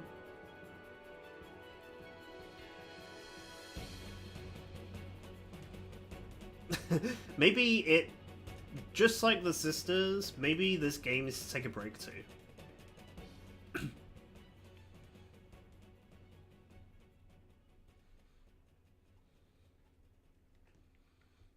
What was I saying? Something about zombies. Something about the whole world's getting taken over by zombies, but not in the typical sense.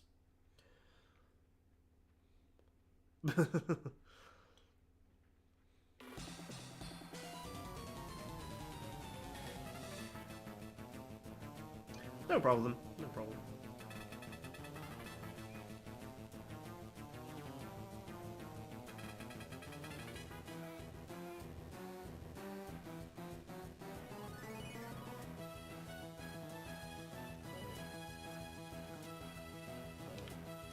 Tail feather. This next one has to be really good. Tail feather is kind of garbage.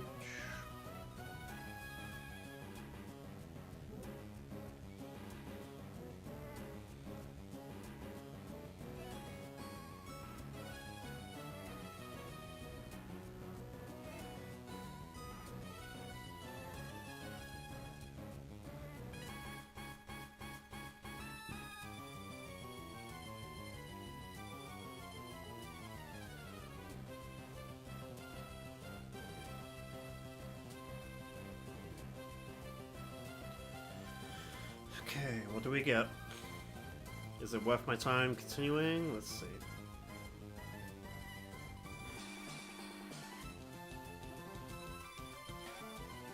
Nah, it's garbage, man.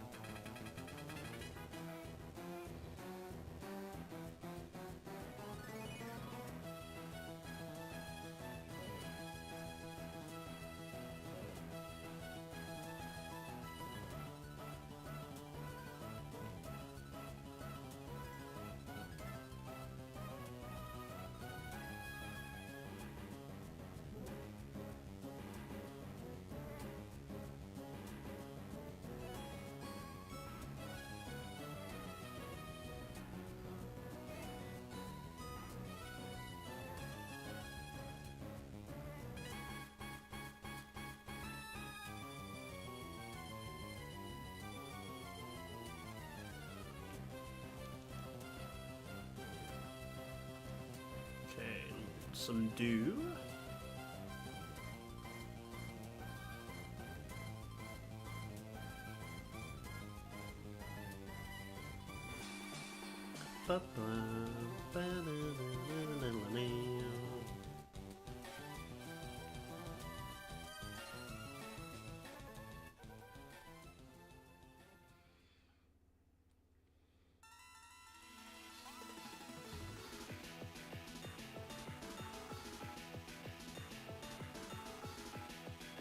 got a single...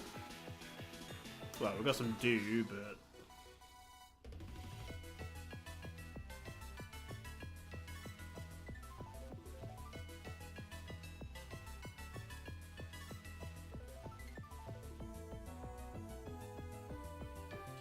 My god.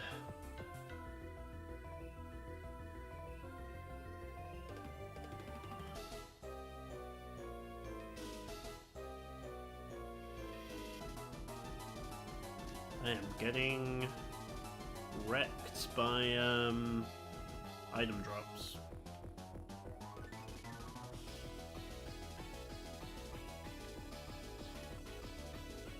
Okay. Finally in the crevice. Deep in the crevice of the expanse. 3 grand? Okay. I mean, we're basically at the end. So leave 4 more potential drops. It's not great, but whatever.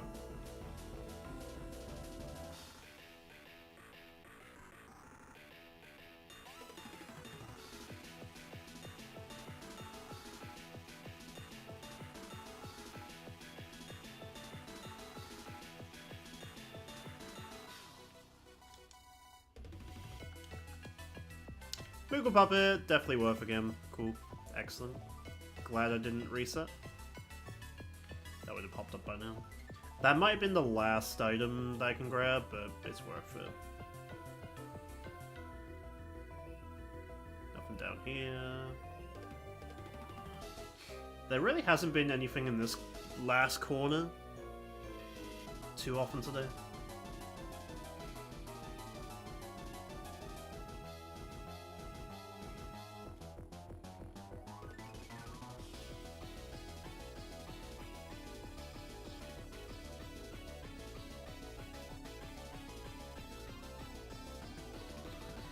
Yeah, there really hasn't been anything down that valley down there.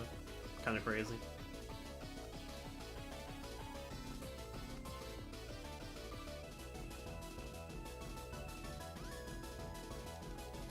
Save, make a save.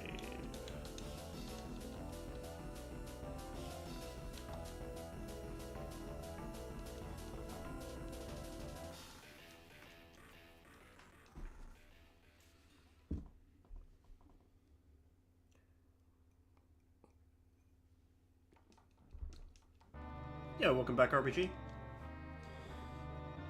Back in, back in. What have you been up to while you were away?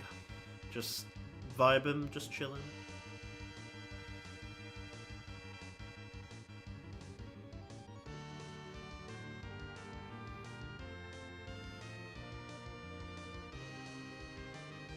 Ah, made tea, delicious.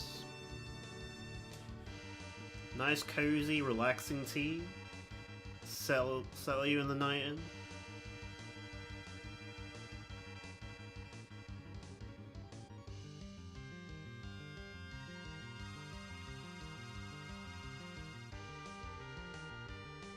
Just make sure it's decaf now, you might be up all night.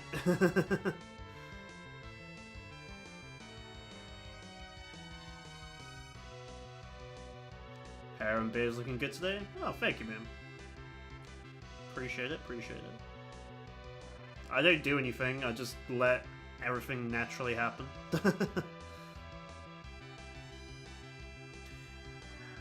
I wash and shampoo. That's how much care I have to myself.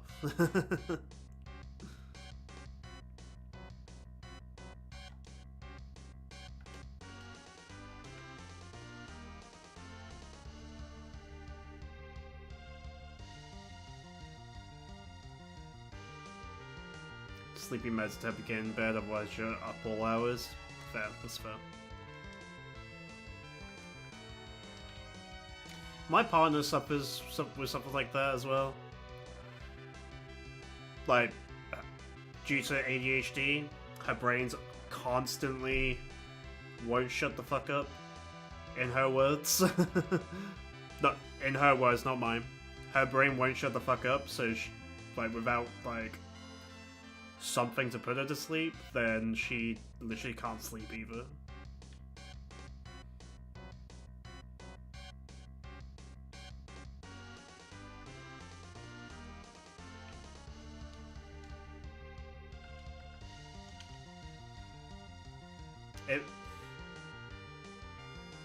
It must be really, really obnoxious to deal with every day.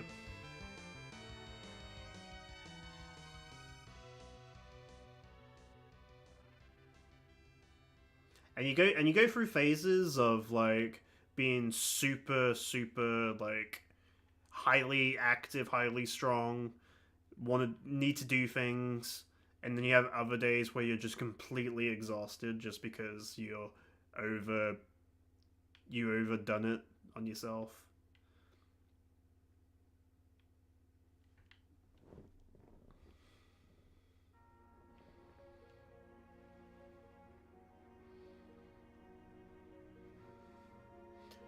The mental brain is a wild one. Wild to think about, you know? You're the saying your brain just cannot slow down. You get physically tired, but I lie down and like zoomies. Not time for bed yet. We still got loads to do, young man. Young RPG, we still got loads to do. Let's fucking whiz around the room 500 million times before you fall asleep. Haha.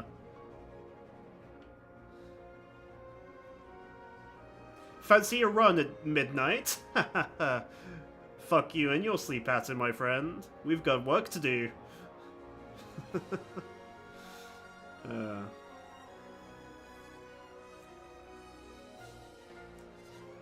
Yeah, the human brain is something that we can't comprehend, unfortunately.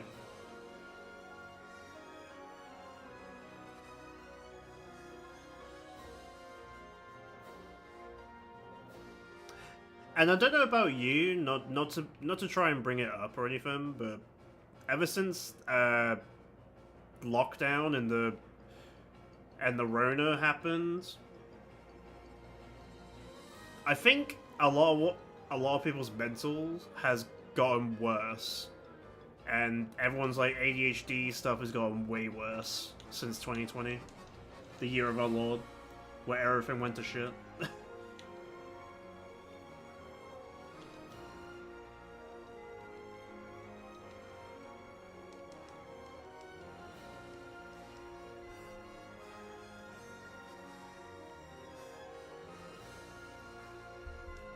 The brain's the only thing to name itself.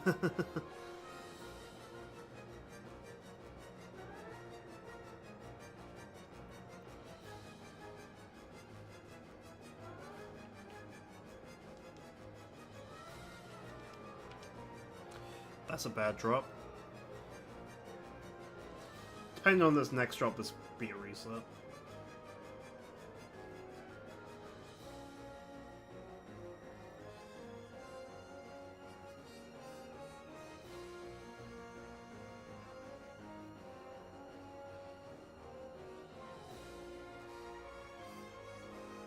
Haven't been diagnosed with ADHD or anything, but like all my friends have it, so I know from them it can come with highs and lows. Yeah, I mean, my partner hasn't got diagnosed with it, but we basically know it's ADHD with all the symptoms and stuff like that. Like, she was diagnosed with bipolar for before, and we think that might have been a misdiagnose.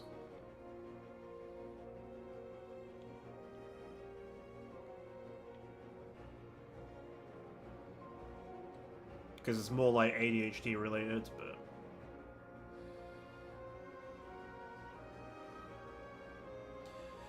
The thing is, though, nowadays, I feel like everyone wants to be diagnosed with something just to have a title, I feel. Just to have an excuse for some like, I don't want to say an excuse, but people seem to want to have a title of some form of illness to make them feel a bit better about themselves. That's how I think about it, personally. Like, since 2020, really. Like, I've never seen so many people have an ADHD before until, like, 2020 happened. And then, apparently, everyone's diagnosed with all these symptoms and stuff.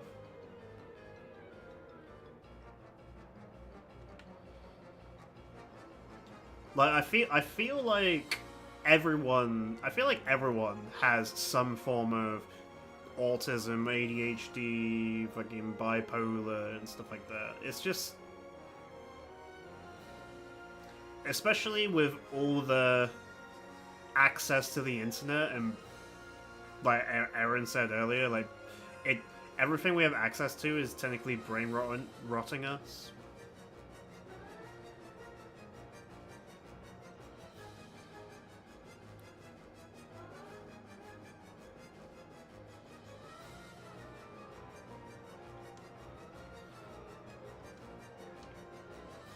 Like I for one, I don't feel the same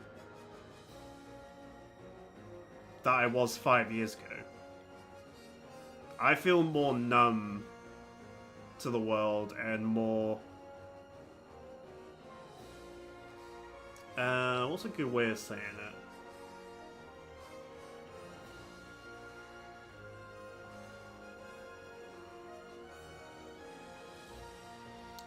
Yeah, so not.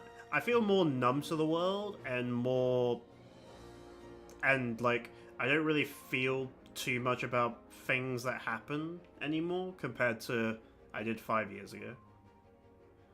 Again, I don't know if that's brain rot and stuff like that, but I definitely feel it, man.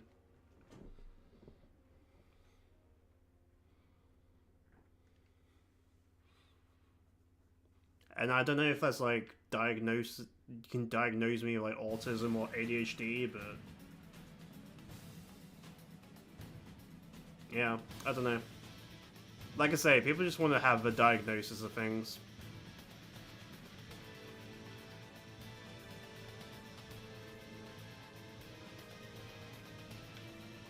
I always say this, a diagnosis can explain behavior, but doesn't excuse bad behavior.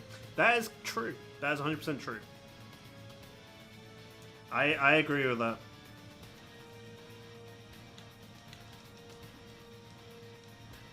Like, I could be autistic, but I choose not to be an asshole. I just do silly things on the internet, and that's about it. I try not to be an asshole to anyone. If I do come across as an asshole sometimes, I apologize. I try and do good to the world. I try and be as nice as possible.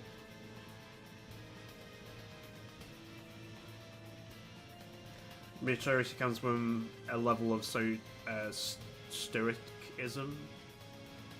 Like, empathy. Like, I'm not sweating the small stuff as a film line.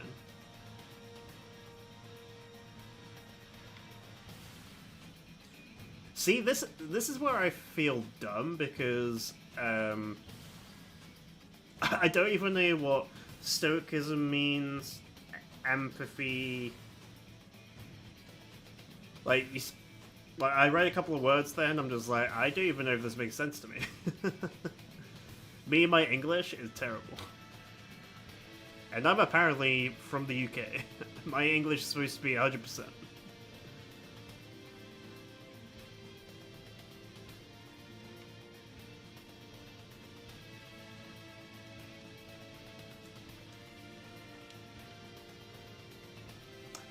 Whereas I basically, I feel nothing, where you can still feel something, and you don't sweat the small stuff. Okay.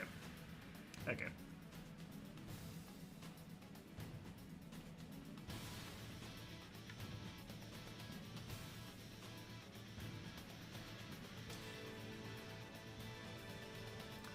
Yeah, I definitely don't feel the... I don't let the small stuff get to me.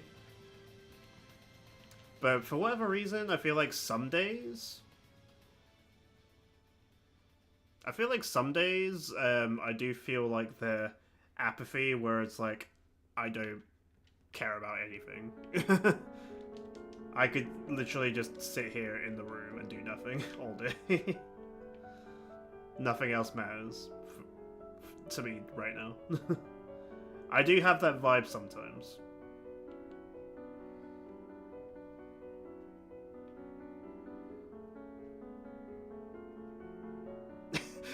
I have the Stoic Overdrive mode. I can weather any storm.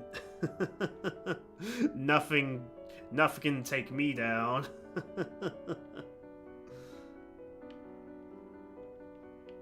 I am the Overdrive mode, Stoic.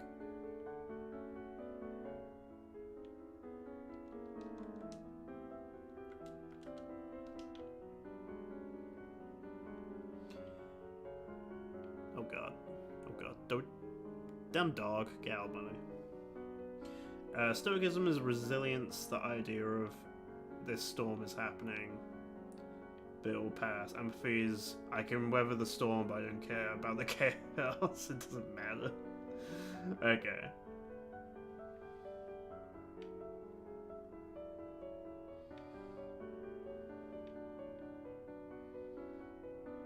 Yeah, I'm definitely more of the, there is a storm happening, it will pass eventually. We just have to get through the rough patch.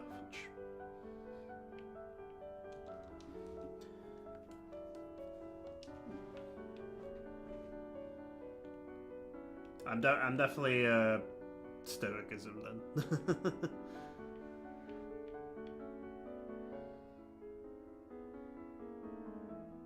I don't care whatever chaos happens with the storm.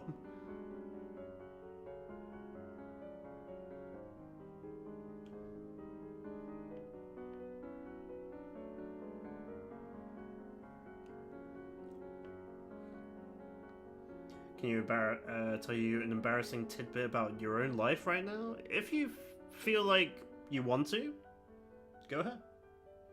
It's a safe space. You don't need to worry about anything here.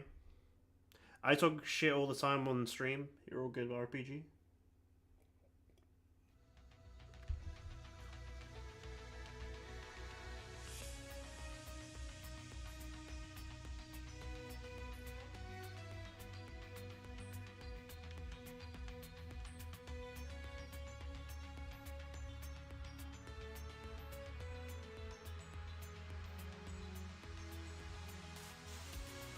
Not gonna lie, when I first read that message, I thought you could tell that I'm embarrassed. You could tell that I'm embarrassed about my own life right now. I was like, what? How do you know? How do you know my secrets? Not like this! No! How can you feel? How can you see through the facade?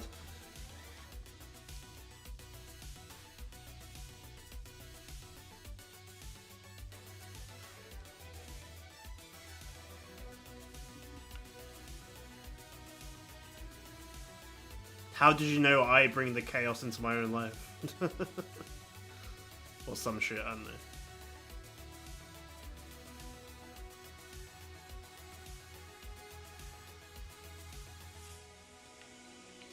I might as well go to 9 PM.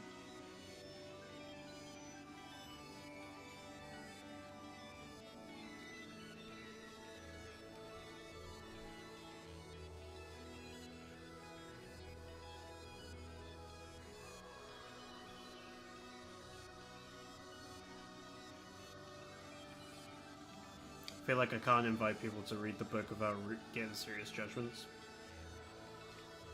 That's all good, man. If you don't feel safe about saying whatever you was gonna say, then don't worry about it.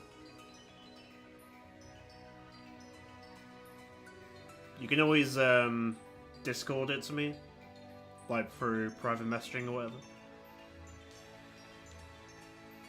If you feel safer that way.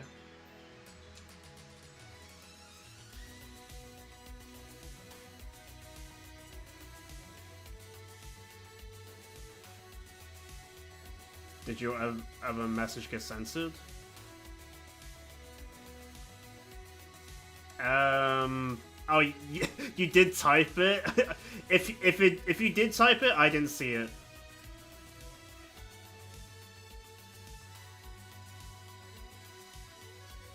How the fuck do I do that? Hello. Hey, Disco, by the way. How the fuck? Participants? No. I should probably stop this before you guys get dizzy.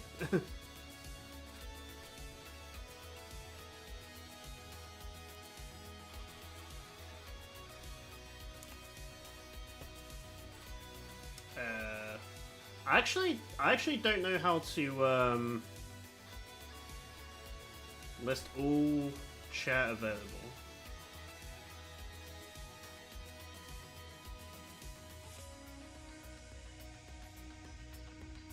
Okay, now I see it.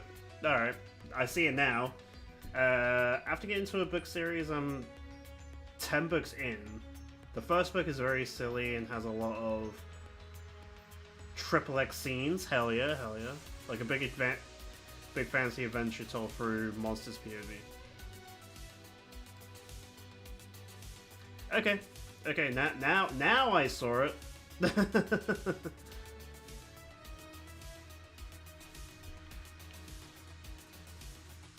That happened to Disco and Aaron the other, like, I feel like semi-recently. Either Aaron or Disco said something. They could see it between themselves, but I couldn't see it.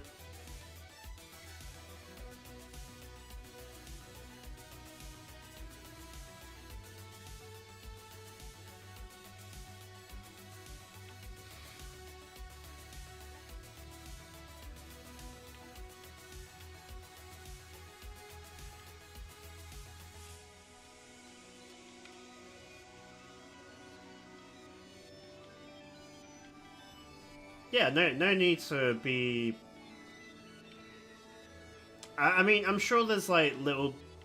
It's like a guilty pleasure, isn't it? Like, you enjoy something that does seem a bit weird to other people. I get it. I have those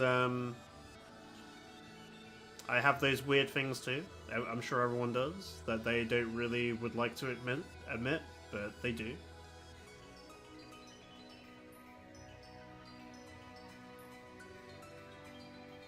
And, yeah, it's just part of who you are, I guess.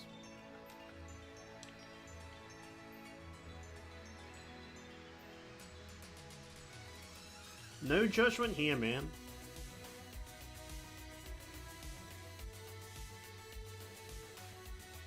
Hey, I'm here for a good story too, man. If it's a really engaging story, and if the XXX scenes are really, really good, there's a real good story, am I right, gamers?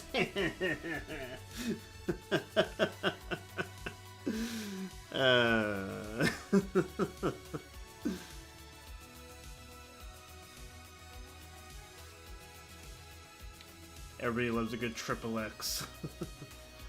They will never make Final Fantasy XXX. They will never make a Final Fantasy 30. They don't have the balls.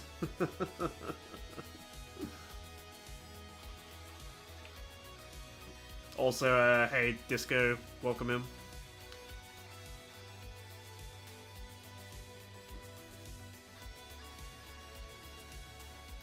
It's about a mimic who's hunting down adventures because it gains powers by eating people, and the more it eats, the smarter it gets. Oh yeah, and then Blue Mage Adventures, basically, like Disco says. Yeah, that makes sense.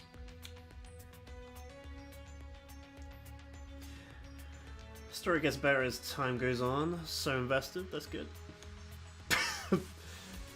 Of course, the first book is Morningwood, man. Everybody loves large chests, am I right? Hey, I'm all about large chests. Big, massive bazungas? Hell yeah. There's a reason why people love Tifa. That's all I'll say. Obviously, Remake had to tone down the boob size, but, you know.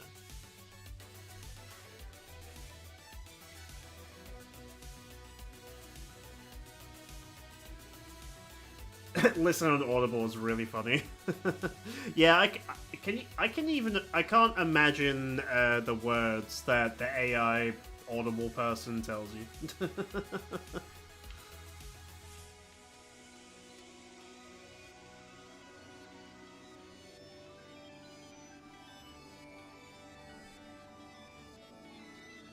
I love stumbling across booty. Yes. You have a nice booty. Oh, hold on. Is YouTube you being YouTube again? No, it's just an ad apparently. Okay. Is a silent ad because of ad block.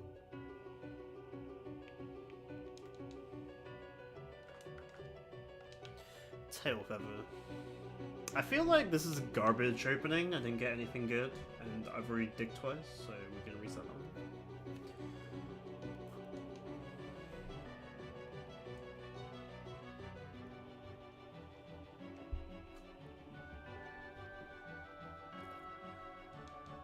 It's like book 1 with one guy doing a bunch of different voices, but by book 10 they have a cast of like 10 different voice actors.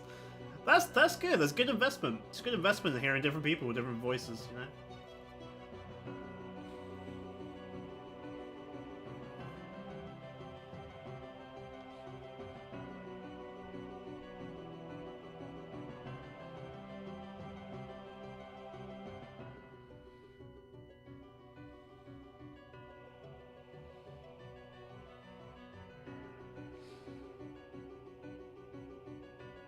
Ah, dude. Of course the mimic is a treasure chest. Like that is the main gimmick of a mimic. Unfortunately, in the realms of fantasy, I guess, just RPG, just RPGs in general. Yo, gold nugget! Let's fucking go. That's 60,000 gil for free. That's why we reset on the bad digs to get the good dig.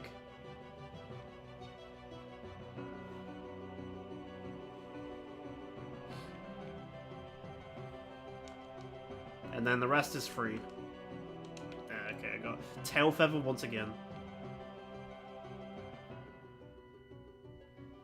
You can play Holy Bastion on piano. That's amazing.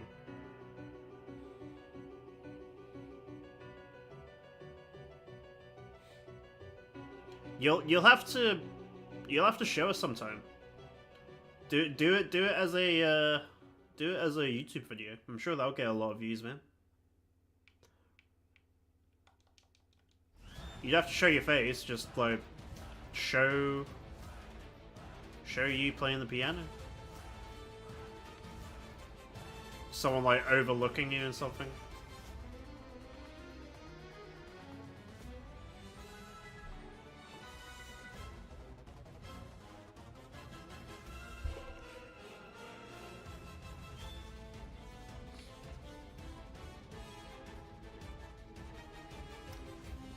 The Mimic becomes a summoner, and he learns how to summon demons, so he teams up with the Succubus.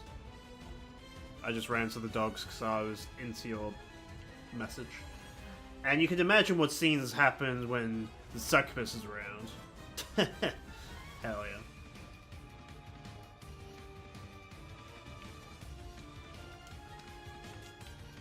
yeah. You know, Adam, Eve could have had a nice, nice, glorious life together in the Garden of Eden. But then Lilith came around and shown Adam the ways of really dirty sex that he would never ever get if he was just with Eve. And then that's when we were invented, us humans. It wasn't just Adam and Eve. Oh no. Those dirty sex sessions with Lilith, man, that's where it was at. And that's why we're here today, ladies and gentlemen.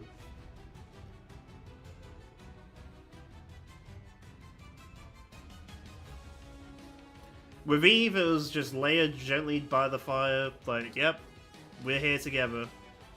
And then, and then with Lilith, it was hot, dirty, hardcore XXX stuff.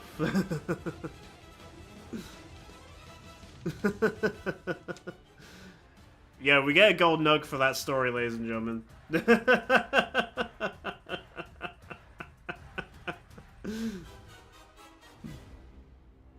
lmao. Oh, Aaron, you came back at a really, really good time.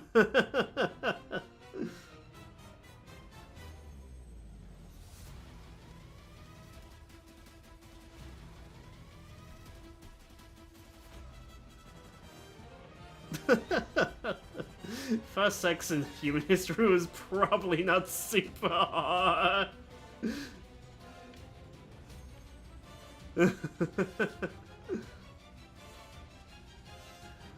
Yeah, that the first sex story wasn't funny, and that's why Adam had to find well, he didn't find her, she found him in the Garden of Eden, and then yeah.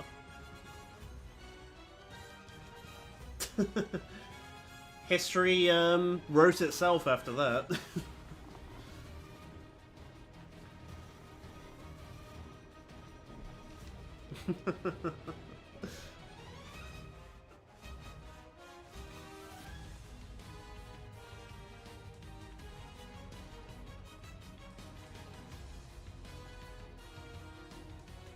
Is this where I make a bunch of fans of this book series?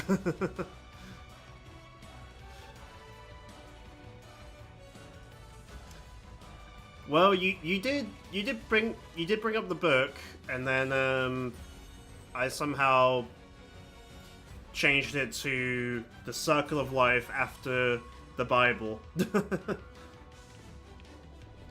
I just realized the story on stream of what actually happened in the Garden of Eden when it was just Adam and Eve back in the day.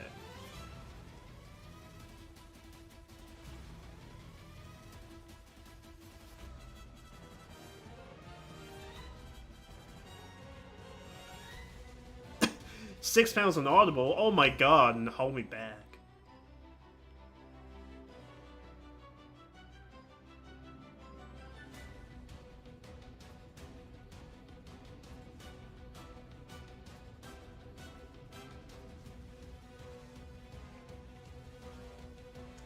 I've seen worse books get self-published and get rave reviews on TikTok.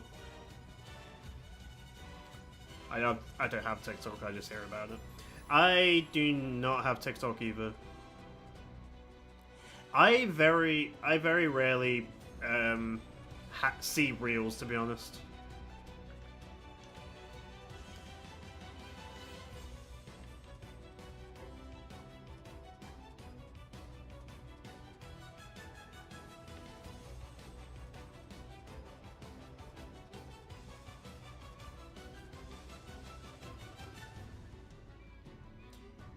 It's a sad day if I ever watch reels because I can't find a good YouTube video.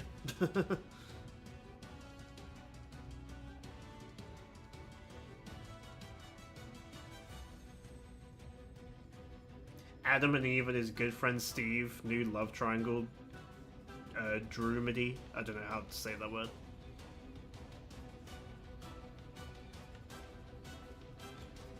Oh, RPG, is that the reason gay people exist? Because Adam discovered that having a dick in the ass is actually semi-pleasurable, apparently. So he has the good times with Eve, and then he found out that having a dick in the ass is actually kind of nice, apparently. If you swing that way.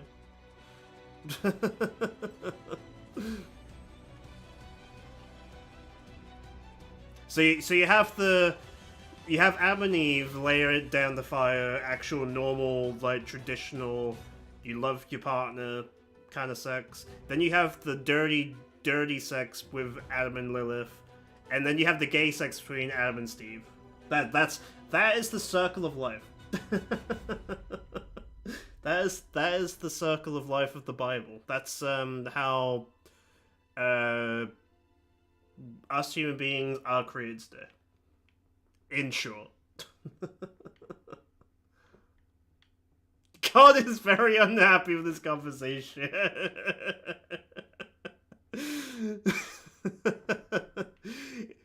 Hey man, it's a good thing God doesn't exist. Ooh woo. I'm an atheist. God doesn't exist, you have to prove it, asshole.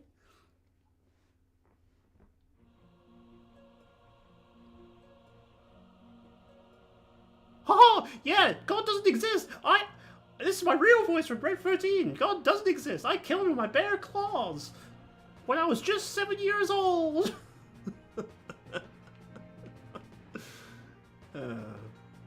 What has this stream done to me?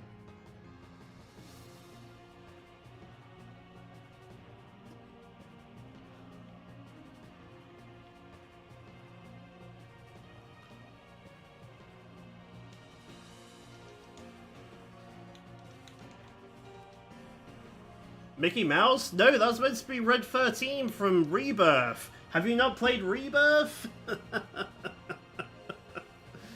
God damn it.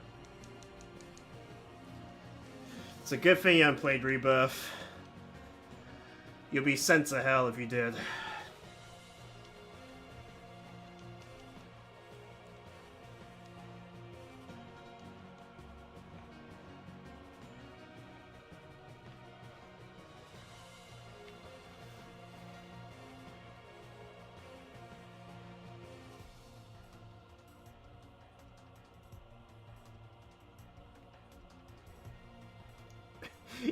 If he didn't want us to leave, have these conversations, you shouldn't have given us free will. I'm sure if God really existed, he would have burned us to the ground by now, because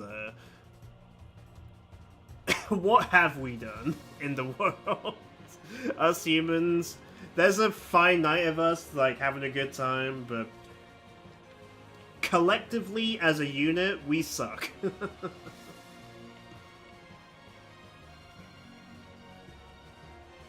Collectively, we do nothing but harm the planet. And that's why Avalanche and his little gang's gonna come and destroy the world.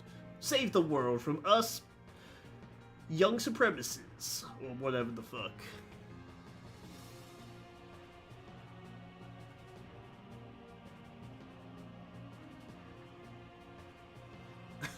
The fact you made the challenge to God and the boss music started playing it was it was like God entering the battle. Hey, these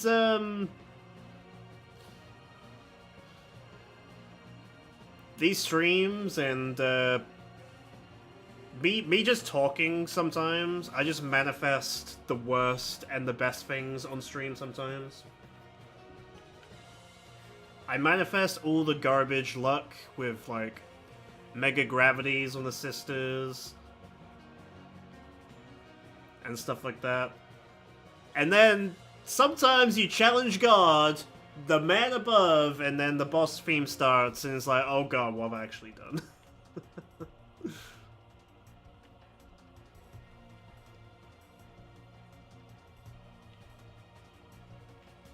I got to Genome, my file is at my friend's house, I haven't played it since launch, I have a PS5. That's fair, that's fair. Because why do we have to have a PS5 to play Rebirth? Although, saying that, it's on PC nowadays, but not everyone has a PC. You see the contradictions?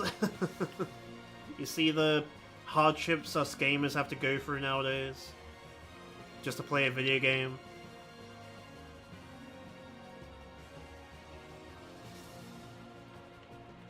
This stream is honestly so funny. For a chill 13 stream and Chocobo grinding, it's up there. It's up there. It's up there, one of the fun streams.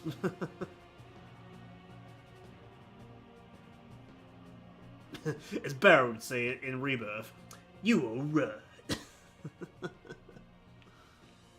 RPG, you alright.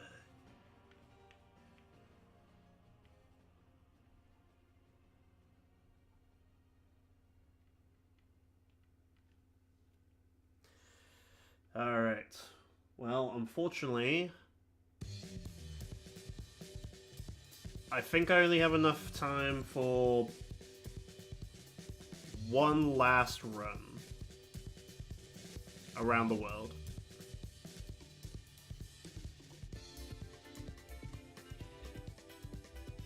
Oh, nice, nice. We still get one more item for the road.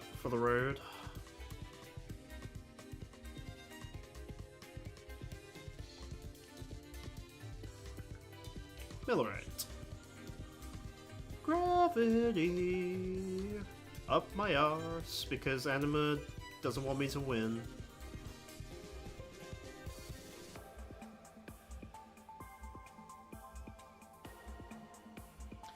Alright. Last one of the night, unfortunately.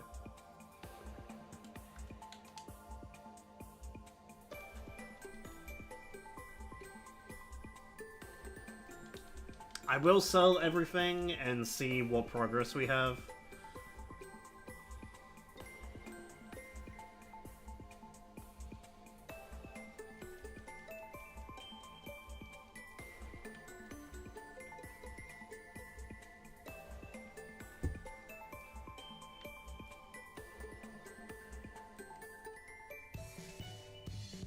No bar 2 attempts? Come on, man. I suck so bad. Yeah, unfortunately for me, it's a bit too late for bar attempts, even if I wanted to. I don't foresee me fighting Bart to, at least without Wurzelite Bangles at this point. Like, I'll try and beat him with Wurzelite Bangles before doing tier 3 weapons, but I probably will need tier 3 weapons for everything else, so.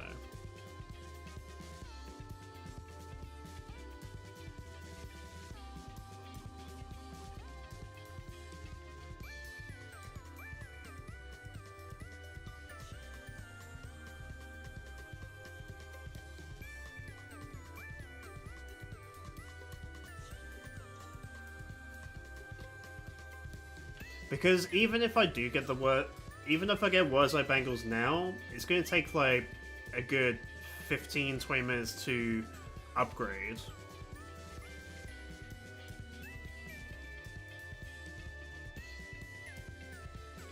And then I have to manually travel to Airba because this is a different save file. I need to redo the waypoint for Airba. So I have to go to the Tejas Tower, go all the way up to Tejas Tower, then all the way to Airba on this save file. So I really don't feel like doing that right now, because it'll take like another 40 minutes to probably get there.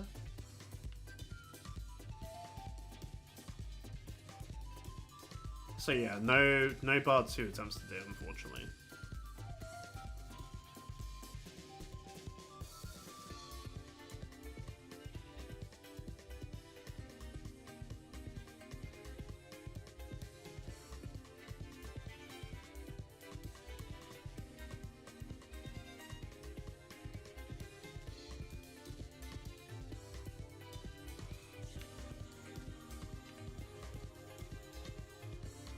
Maybe tomorrow if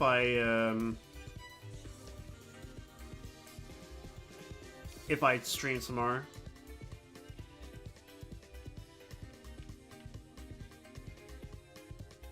We'll have to see. Just see what the day brings, because I can't guarantee anything. I can't even guarantee my tactics stream on Saturday, but I'm going to try my best to actually commit to that. Because I have promised Sabada I would do that at some point. And it's been a late promise, but I will fulfill the promises.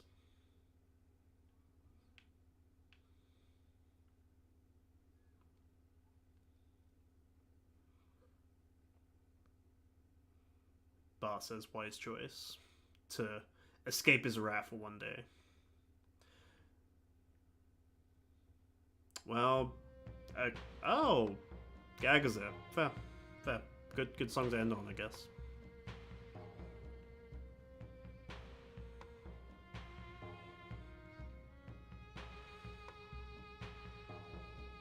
Do we have an item down here, or is that it for the day? Oh, we have one more dig.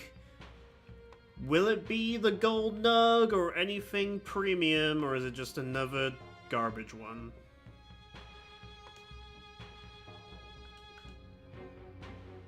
That is the worst thing I could have got. Thank you, game. Great thing to end on. Congratulations. Thank you for the garbage, game. Thank you for the garbage.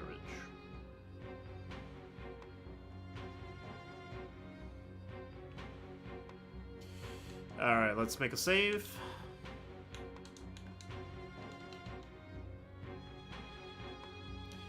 And let's see what money we tally up today. I do have to sell everything, especially from last stream as well, so I have at least 3 million gil I'm about to get, plus whatever I'm going to get afterwards. So, let's do it.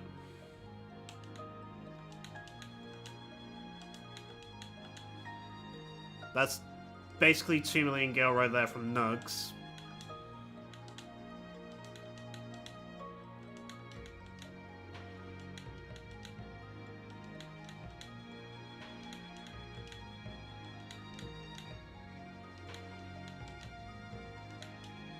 Okay, 4 million gil. 4 million gil. So I've gained about 1 million gil today. I don't know if that's actually enough for me to upgrade the 3 Wurzite Bangles. Let's see. Let's see what we do. So I need 3 Dark Matters. That sets me back 2.5 mil off the rip. And then I need 8 per 1 bangle. So 8, 16, 24? I can buy 24, so I can allegedly upgrade all 4 Wurzite Bangles to maximum. And I still have 300,000 spare. Let's make sure I have maximum Sturdy Bones, maximum Vibrant Ooze.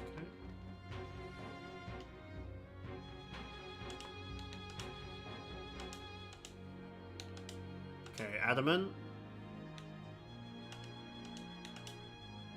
Wurzite level 32.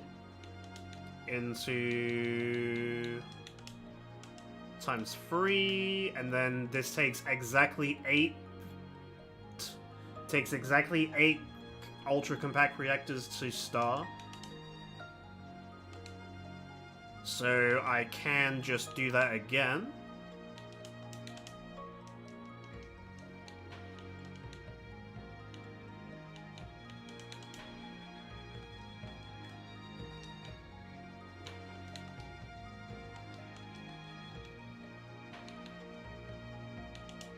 Last Dark Matter.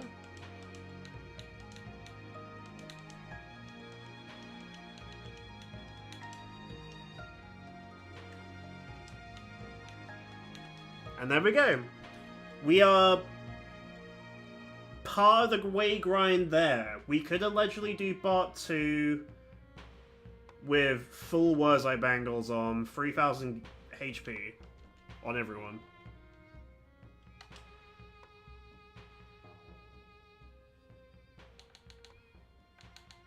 Now the question is,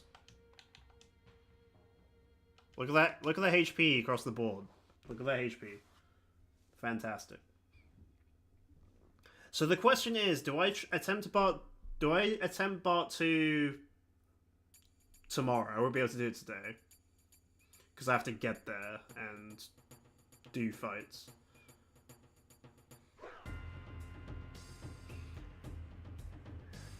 Do I fight part 2 with the Wurzite Bangles and see if I can survive now? Because I have better survivability now, so I can do more damage allegedly, etc, etc. Or do I just go full ham, do more Choco grinding, and get tier 3 weapons. And also, I need to think about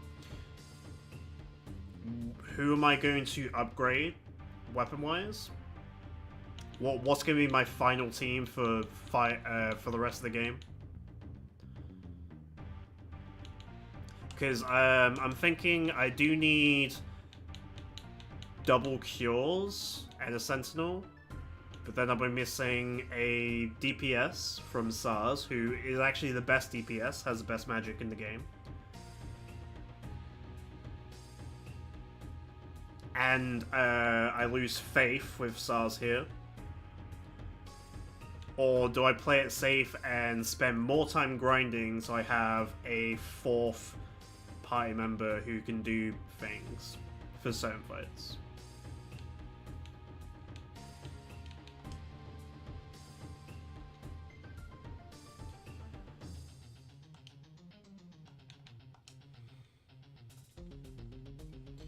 But I think we actually make a save here, like a real save.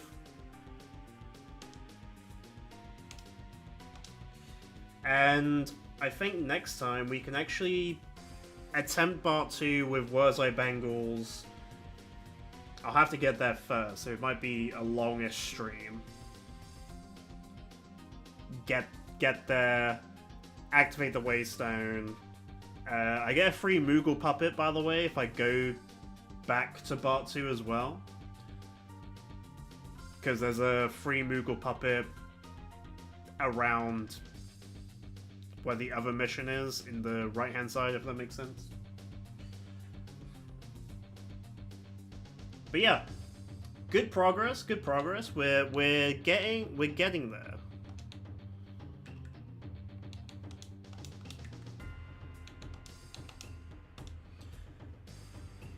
Accessory-wise, we are complete. We just need tier 3 weapons star now. And personally, I don't know exactly how much, how many ultra compact reactors make a tier 3 go to star, which is my next question. Because I need 2 million gil to get 1 trap, but that's where, hold on, where's Fang? That's where this Bladed Lance comes in, by the way.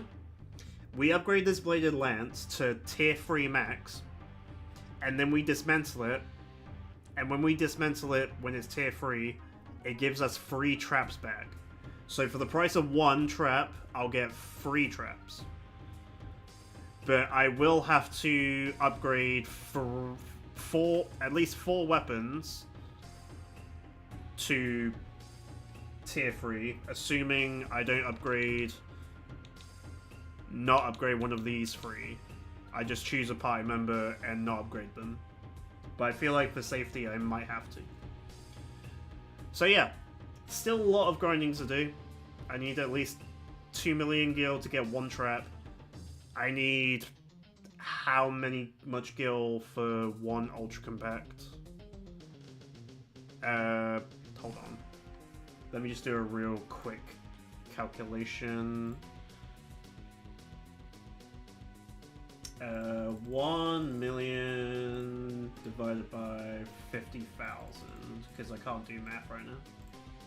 I only get 20 ultra compacts per 1 million gil. And I don't know how many ultra compacts I need for 1 weapon.